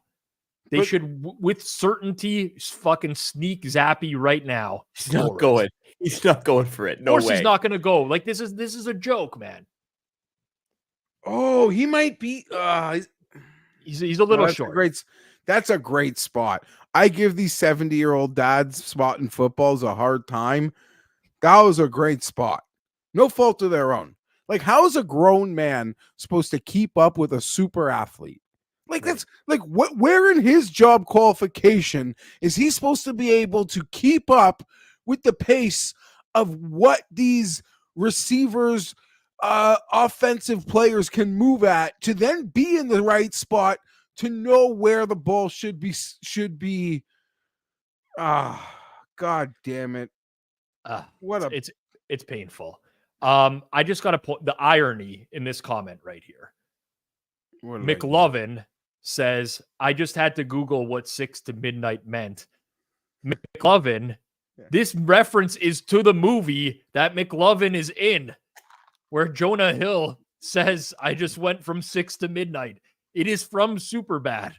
Yeah, How can you not know this? You know what I meant to ask Eager? Do you think his nickname was the Big E, Rob? When he was like younger, was his tight end? He said, Eager's a big dude, man. Yeah, I know. In like his Pop Warner days, like and beyond, like he was like D2, he's not a right? Fake what did he do? Like Moretto's a fake 6'4". Like Eager's 6'4". Like Eager's like more of a brick shithouse 6'4" too. Yeah, you're not right? Like you remember in like elementary school you'd play like Red Rover. Do you remember that game? Yeah, of course. You're not going to run at Eager at any moment in time. Wherever he is, you're going to be like, no. There's no way I'm breaking this dude. This dude's. It's not happening. He's going to break me. So could he have been? Could he have been Easy E potentially? Easy E. He's so big. He's probably the Big E. I know where you're going with this, Jeff. I'll explain to the audience. But I just want to know, like, I wanted to ask him if he self-proclaimed himself the Big E. That's a good one. Yes, Jeff and I used to work with a coworker, Eric Cohen, who gave himself the nickname the Big E because he liked Eric Lindros, former NHL player, and wanted the same nickname. And we used to give him a hard time all the time because you can't give yourself your own nickname. Yeah. That's just not the way it works. So we kept trying to change his nickname, and he just wasn't having it. But I don't think Eric Eager is a man of class. He has self-respect. He's not giving himself his own nickname. No chance. The only people it seems like that got away with giving themselves their own nickname, Rob, was that and I guess in Eric, the Eric we're referencing, I guess you can kind of put him in this basket. But was this like people like morning zoo, like radio people? Yeah. You know what I mean? Like I know exactly what you mean. Yeah. Like Matt Money, Smith, like those. Yeah, Mad Dog Russo. Yeah, those morning zoo types, and Costanza when he gives himself T-Bone as the. Yeah, exactly. And then what do they want to call it? Coco the Monkey. They give him the Coco the Monkey. What an excellent. Honestly, that show is just too good. It's almost unreal how they could have pulled those scripts together. I don't know. Yeah. We'll see here. the biggest hope for you is that they just go on an 8-minute drive to score a touchdown here. No, like that was really depressing because that was supposed to be like the drive. Well, they just gave it all back. How many points have been this half? God, Geoff, you came so close to a Pats pick. Trubisky was dying to throw a pick on this play. He's been doing that a few times. He was dying to throw this screen directly into a Patriots' arms. I actually don't even know how this wasn't picked. I have no idea how this wasn't picked. Oh, hit his offensive lineman in the back. Those are like impossible, though. What is he aiming for? Who is he aiming for? At some point, you just got to throw the ball on the ground. That pass looked like one like Mac Jones was throwing. Like passes where you're like, well, who, how, what? I don't even think Jalen Warren was in the area there. Like, oh, okay. Rob. Oh, geez. Are Geoff, they going? We're gonna have a 4th and 1, buddy. Yeah, they're going 4th and half. Does Tomlin have the stones? 4th and that'll be a 1. Does he have? What do you think? Does he have half a yard? It's like a three quarters of a yard. Half a yard. They're booing. Would it be plus EV to go from there? 4th and inches on your own 30? Yes. It's what offense is on the other side of the ball? Yeah, if you give up the ball at the 30, it's like, okay, it's not a guarantee that you're giving up a touchdown. But to the other point, isn't it like we can get this ball 3 and out in the exact same position we're punting from? This guy is an NFL coach, and he just took a second timeout right now. Like, what are these guys doing? What are they doing? He can't kick it. He can't kick it now. There's no way he can. You cannot call a timeout to punt the ball away. Yeah, no, that's like that's. I know Tomlin's been in the league for like 100 years at this point. And like he's above 500 every year. So who am I to say? But like at this point, you cannot kick the ball away. If you call a timeout, you can't punt it. Offense. If somebody were to kick though, it'd be him. I do want them to get stopped though. Let me make it explicitly clear. Well, yeah, I would love. Pats can just kick a 3 and we're laughing. Oh, he's good. He got it. Fuck. Thought for a second there we had a chance. But this is the script, man. They wrote the script in Hollywood. Belichick's going to punt on a 4th and inches to another team. They get the ball, 4th and inches, go for it, come to win the game.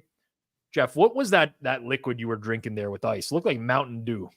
Oh yeah, you know what it is? It's 0 sugar Mountain Dew right now.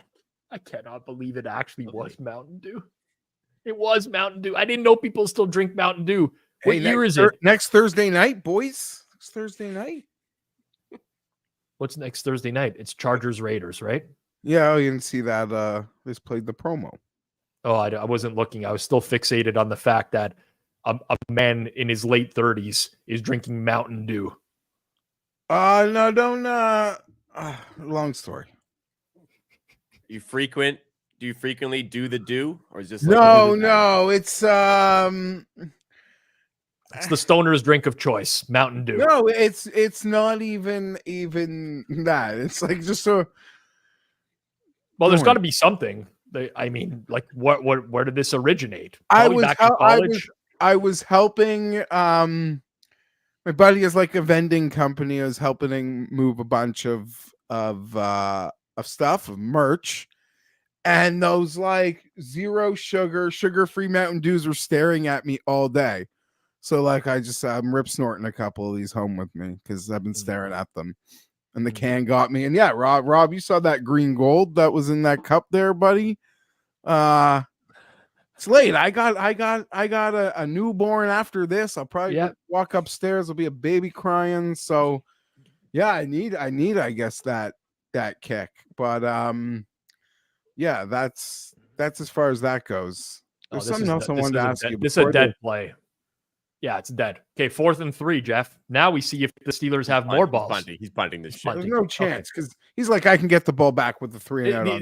These guys make no second thought. These guys, like, I cannot. I'll never understand, man. I'll never get it. Pickens is so mad. Rob, you missed it, but on the 4th down play when they were like goal, was it goal to go? Pickens was having like a meltdown because he was open in the end zone. Oh my God. I believe the Patriots just jumped offside. Oh, they might have. Well, Bill Belichick's about to send the special teams coach into the sun. How they haven't fired their special teams coach yet this year, like their EPA on special teams is an abomination. Who is it? We need to give his name. Do they even have a special teams coach? I don't see that they have one listed. Did they fire him already? Who is the special teams coach for the New England Patriots? Oh my goodness. Oh, they called false start. False start. What they call like a head bob or a sugar bob or something? Oh, false start. Fixes in, baby. Oh, Rob, you could double check your papers, but do you know who is the number one ranked DVOA special teams in football? No. I think it's the Chargers. What a like complete role reversal. Yeah, because they always had the worst. That used to be what held. They have Dicker now. Dicker the kicker is amazing. And dude, Dicker is, I would argue, Khalil Mack is probably team MVP with Herbert, and then Dicker the kicker is probably right there. But they have a really good punter too, who puts the ball like so high. So even his shitty punts, they never get returned. Like he can sky them like they like that guy, but that's all. Chargers suck. Just watching other teams fuck up on special. Okay, I need to know. I got the headphones in, so I'm sure they brought in Terry McAulay to talk about this. But I need to know how that was a false start. As anyone can someone explain to me, or did McAulay come on and explain? I didn't see any movement at all. Like I have no idea. The center never bobbed his head or anything there. No, there was nothing to me that moved in that situation. Said the head moved on the center. That's exactly what I was looking at. They didn't move on the center. On the replay, I was trying to literally only stare at the center's head because that's what I assumed it would have been. I didn't see him move. Patriots are minus 260 money line. Steelers plus 216. Pinnacle Sportsbook right now. Where are the Patriots on the field to start? The Patriots are on their own 15 or so. They're on their own 15. There's all sorts of ARBs in real time on these live lines, man. It's absurd. Like you can get both sides, free money. Well, you have to click quick. It's live betting. It's easier said than done. Oh, that's what I wanted to ask before the fourth down. Okay, Rob. And everyone should obviously go watch Rob with Cam on Mayo's network this week. Hilarious. What other my favorite part is probably no one else's favorite part, but it's when Cam does the Hainzer. That's shit that people don't know Hainzer. You need to know Hainzer. I drop. Like that's when I drop. Like that's when I need to be supported to keep standing. Okay. Hainzer messages me today. Said the anecdote about Neil Young's lyrics in Cam's scripts brought back some top shelf moments and laughs, brother. And so he remembered that. I'll fill everyone in really quickly. I used to produce Cam Stewart. Jeff was like a chase producer as well. We all produced Cam, but Cam was like, Cam thought his job was to come into work and bet on horse racing. That's what he thought his job was in his head. He did no prep for any of his shows or whatever, but he's a huge Neil Young fan. And I used to throw random Neil Young lyrics into his script for the show that day, almost every day. And Ryan Hainzer, good friend of ours, also like my associate producer, is a huge Neil Young fan. So he used to feed me lyrics to throw in. I don't listen to Neil Young. I don't know. We love Hainzer, but Hainzer's like literally had his job because like, for lack of a better term, like vibes. Yeah. Yes. Morale, like vibes. They couldn't fight. Hainzer was the worst producer in history, but you need a guy like Cam had to like you. You had to keep Cam like, I don't know, happy. Like everyone in the office got mad at Cam at least one time in like a pre-show, like anything except Hainzer. I swear to you, except Hainzer. Nobody could get mad at Hainzer. He was incompetent at his job, yet he was unfireable but Cam, because of office morale. Cam would bet those horses all day, and he'd lose for 3 straight days. He'd win the 4th day, and he'd buy like everyone pizza lunch. And you'd be like, Cam, you'd try to be like common sense. You'd be like his accountant. You'd be like, Cam, like, just a heads up. Like yesterday, the day before, like they didn't go well. Like, you don't need to buy us lunch. Like, I don't think you actually want any money. And you're down overall, man. You don't have to buy lunch for people. Yeah. And obviously he'd like look at like Nero and Hans and be like, I gotta buy them lunch. And then he'd look at me. I'd be like, you don't have to buy me lunch. He'd be like, I know I don't have to buy you lunch, but if you're gonna buy lunch, like I'm still gonna eat the pizza. I'll pick this up in anyone that walked by, anyone that walked through, he's like happy to feed. But of course, but that's didn't him. care That's that him he by lost nature. the other 3 days. He was like a king in that moment, and that's all that mattered ever. He's just a good-hearted person. Patriots went run. It's going to be 4th and 1 at their own 23. You know what I would do? They ain't doing it. But also what I would do right now. But this is exactly why Tomlin punted before. Correct. Because he knew to get it back. But what else I would do is hammer that like button down below to support our content. And Geoff, the people ask that you button up your shirt, please. It's been asked. Sorry, did that come undone? It's a little had the heater on in here. Wasn't as cold today as it looked. So house is a little warm.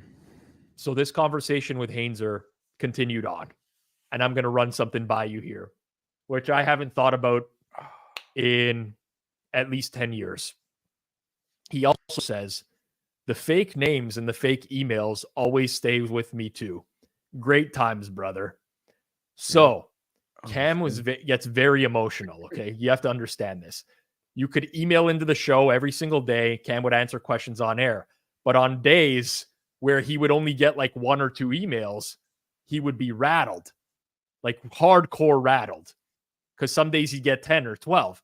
And he would be like, what the fuck, Pizzola? People don't care about me anymore or whatever. So we had to create like 20 burner emails that we would have to do. So on slow days, we could just send them in questions. We also had to just send them in random questions and get him talking about a topic that he didn't want to. Like, Brett Favre's retiring. I'm sorry, Cam. You got to go on air and you got to talk about Brett Favre's career. We can't just skip this so you can give horse racing bets. Dude, no offense. The like planted emails, fake or not, shows that actually got hundreds of emails, still planted emails and calls. Even like if the host was like, I'm certain like Howard Stern would like plant emails just to get the conversation to a place he wanted to, that was say like making fun of someone. So he did like, it's way more mean-spirited if you start the conversation like being like, I want to call you out. But like if an email brings something up, he can just like follow up with the email or the caller. It was manipulation at its finest, 100%. Yeah. But sometimes you got to do what you got to do.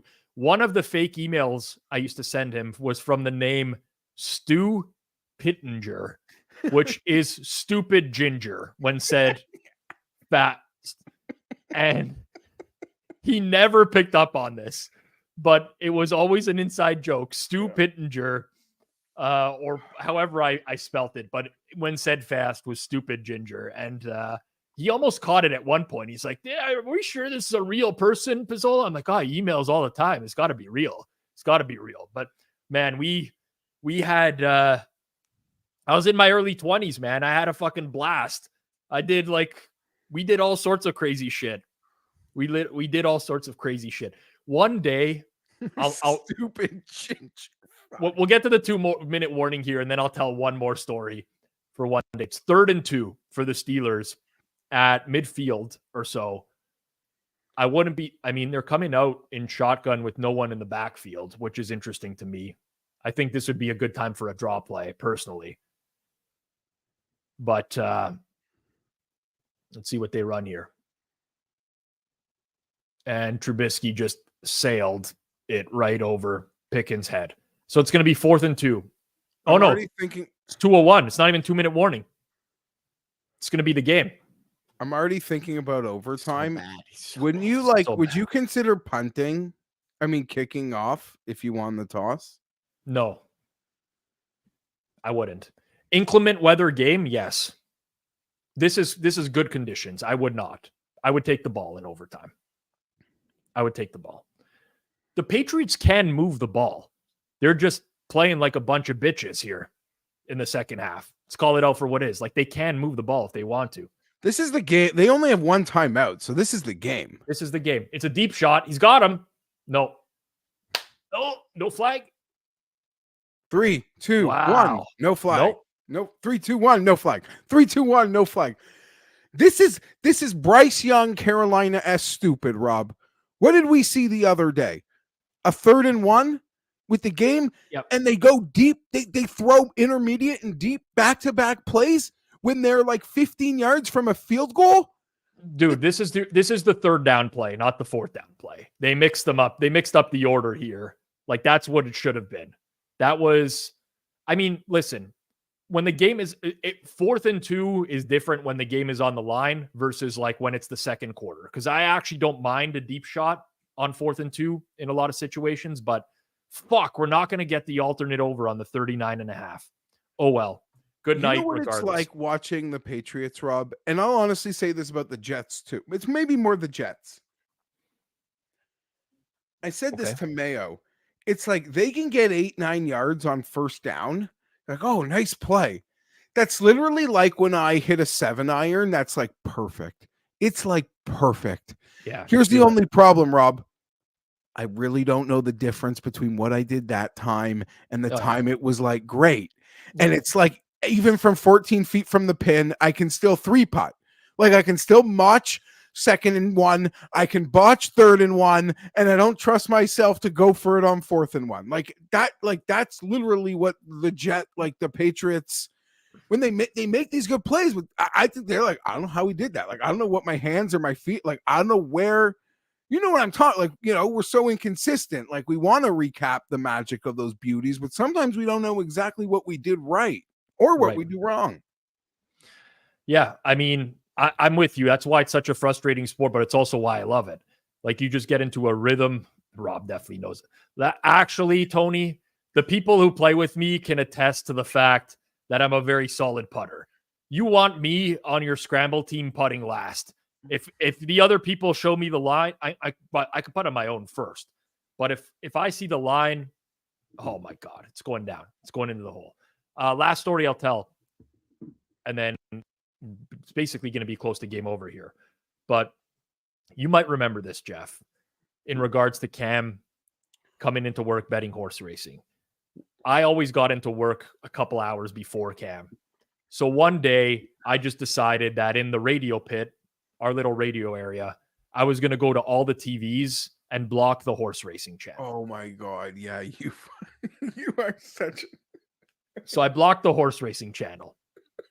This guy rolls into work, immediately guns it for the remote control, turns it on, and he sees like an error screen. It's like child blocked, right? Yeah. So he's like, what the hell's going on? So I'm like, Cam, John Levy was down here earlier. John Levy's the CEO of the Score, by the way. Yeah. He's down here earlier and he says, like, no more betting on horse racing. It's done. It's over with. It's too sick. Like, not enough production coming from radio.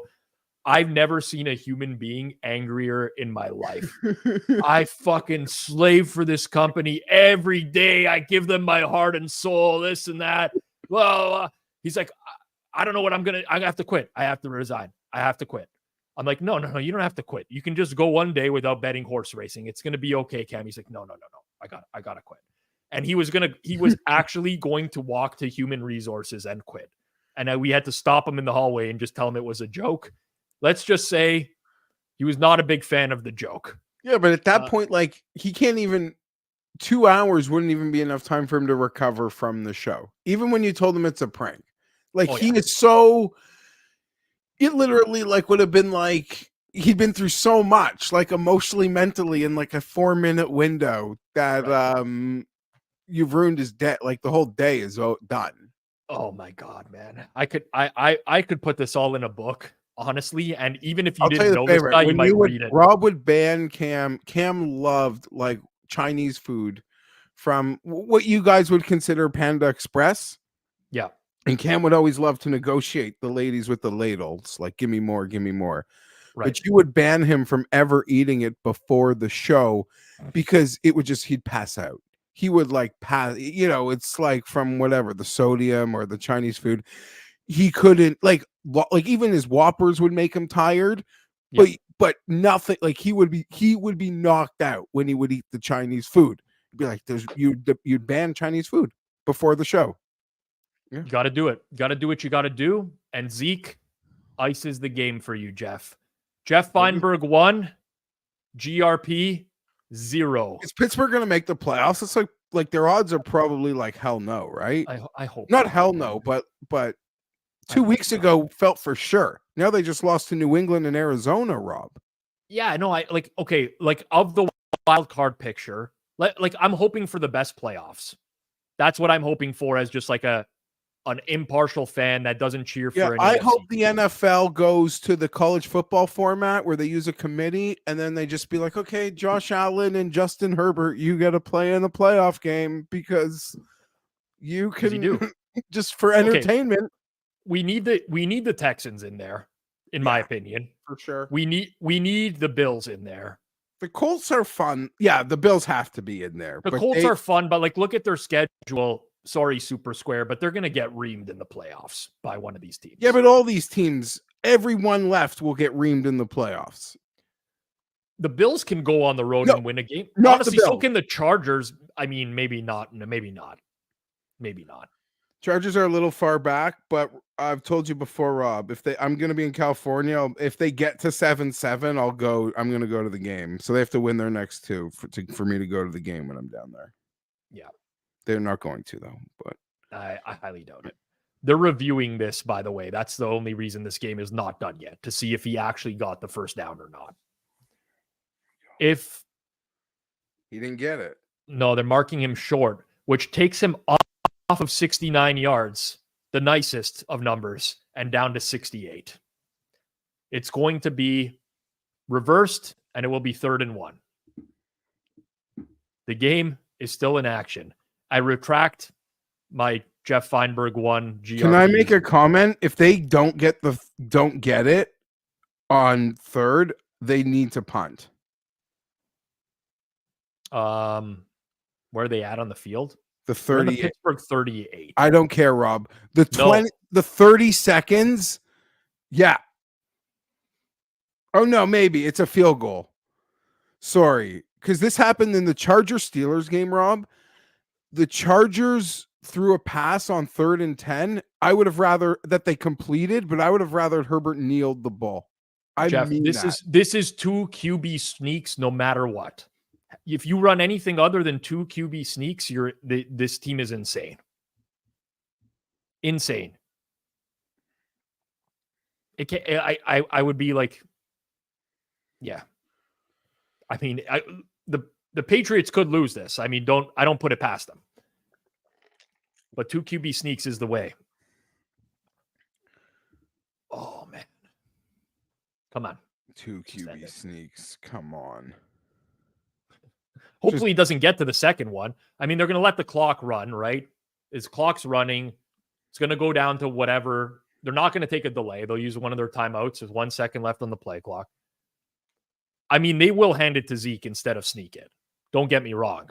I'm just saying that what they should do. Yes, I'm with you, Dylan. They should sneak it, but they won't. Really, what you could do is go with like a massive jumbo package here as well and you would do that on 4th down though, not 3rd, and have Zappy run like a naked bootleg. Naked bootleg, best play in NFL history. Have you ever seen a naked bootleg not work, Jeff? No, but I'm just sort of Bengals Colts is like huge playoff implications. It is. Especially with the Steelers losing this game. Feels like all those games have a bit bigger implications. Okay, they did the tush push. I don't think they got it. They definitely didn't get it. They definitely didn't get it. Here we go. I would punt. Go for the field goal. I would punt. Okay. How much time is this here? I would punt.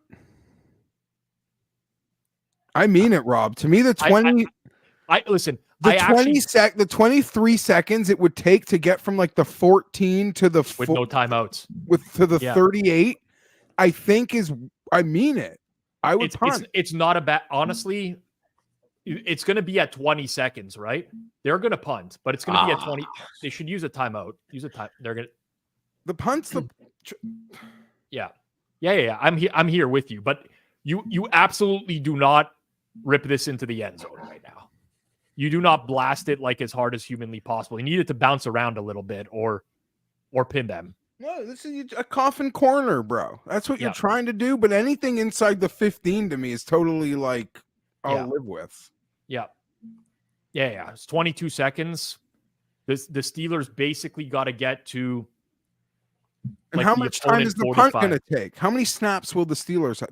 You could get the alt over with the goofy last second lateral play. Oh, believe me, Geoff, I've thought about it.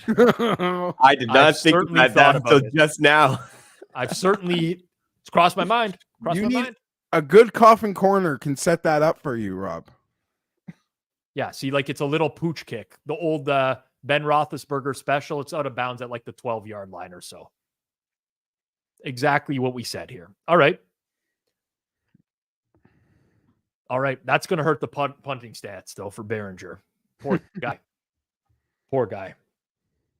Happy Hanukkah to you as well, Fred. I don't celebrate, but yes, Geoff does. Thank you, Fred. Yes. Happy Hanukkah to all out there that celebrate. All right. I don't want the safety, boys. I'm jealous. I'm greedy. I'll take a safety, but I want the touchdown. Touchdown gets 2 alts home for me. We get the 44.5 alt as well. Come on, let's fuck around a little bit, Mitchie. Oh my God. Are you joking me, Patriots? Dude. We need that field goal now. We need that field goal now. No, Geoff doesn't need the field goal. Field goal sucks. I do need the field goal, but I'm not gonna. I'm rooting for it just silently. Big pass into Boswell range. Rob, how many snaps do they have though? Like they have one. They have one. One more. Like sorry, one if they're gonna get it out of bounds. That's what I mean. But there's no hope here, man. They got to get to like the opponent 45 and get out of bounds. In 7, they don't even have time to get that far. Boswell hit a 56-yarder. Why did they throw it in bounds? Of course. Why did they throw it up the gut? Jump on the ball, you idiots! Okay, game over. Game over, Geoff. What? You win. Why did he throw it there? This to me is not a good play. That not the way they executed it. But I think what you want to do is throw that exact pass and then have the receiver lateral it. Okay, I agree. Yes. Rob. But it was not well executed. It was not well executed. Yeah, all right, Geoff. It was almost as poorly executed as the Patriots trying to fall on the ball. Yes. Yeah. All right, Geoff. Good. Hopefully you don't have a crying baby tonight. Hopefully all's good. But if you do, you got that Mountain Dew to power you through the next couple hours. So. Thank you so much. All right, boys. Have a good one. All right, Geoff Fienberg, everyone. All right, Allen Robinson over cashes. That's actually hilarious. Hey, every play matters. As my friend Nick Costo says, every play of every game impacts you in some way, shape, or form. Nick Costos, good friend of mine. All right, everyone. Appreciate everyone who tuned in. Per usual, thank you to all the nails out there. If you're not already signed up to Pinnacle in Canada, make sure you do so. Use code HAMMER if you do so. It does support the show. Great sportsbook altogether, especially live betting. Absurdly good. Updating in real time. Bang, bang, bang, bang, bang, bang. Make sure you do it. If you're not subbed here on Forward Progress, make sure you do that. Hit that like button on the way out the door. Tomorrow is Friday. Got our prop show in the afternoon, 2 p.m. Eastern time. Make sure you check that out. I'm back with you Sunday morning, 11 a.m., pizza buffet, 8 p.m., Forward Progress with Clive Bixby, returning this week from an illness Thanks everyone for tuning in. For all of our guests, Geoff Fienberg, Eric Eager, Andy Molitor, and of course, GRP, my producer, Jacob Gramenya, doing a great job behind the scenes. This has been another edition of Forward Progress, presented by Pinnacle, part of the Hammer Betting Network. Everyone enjoy the rest of your night. I'll see you back here on Sunday.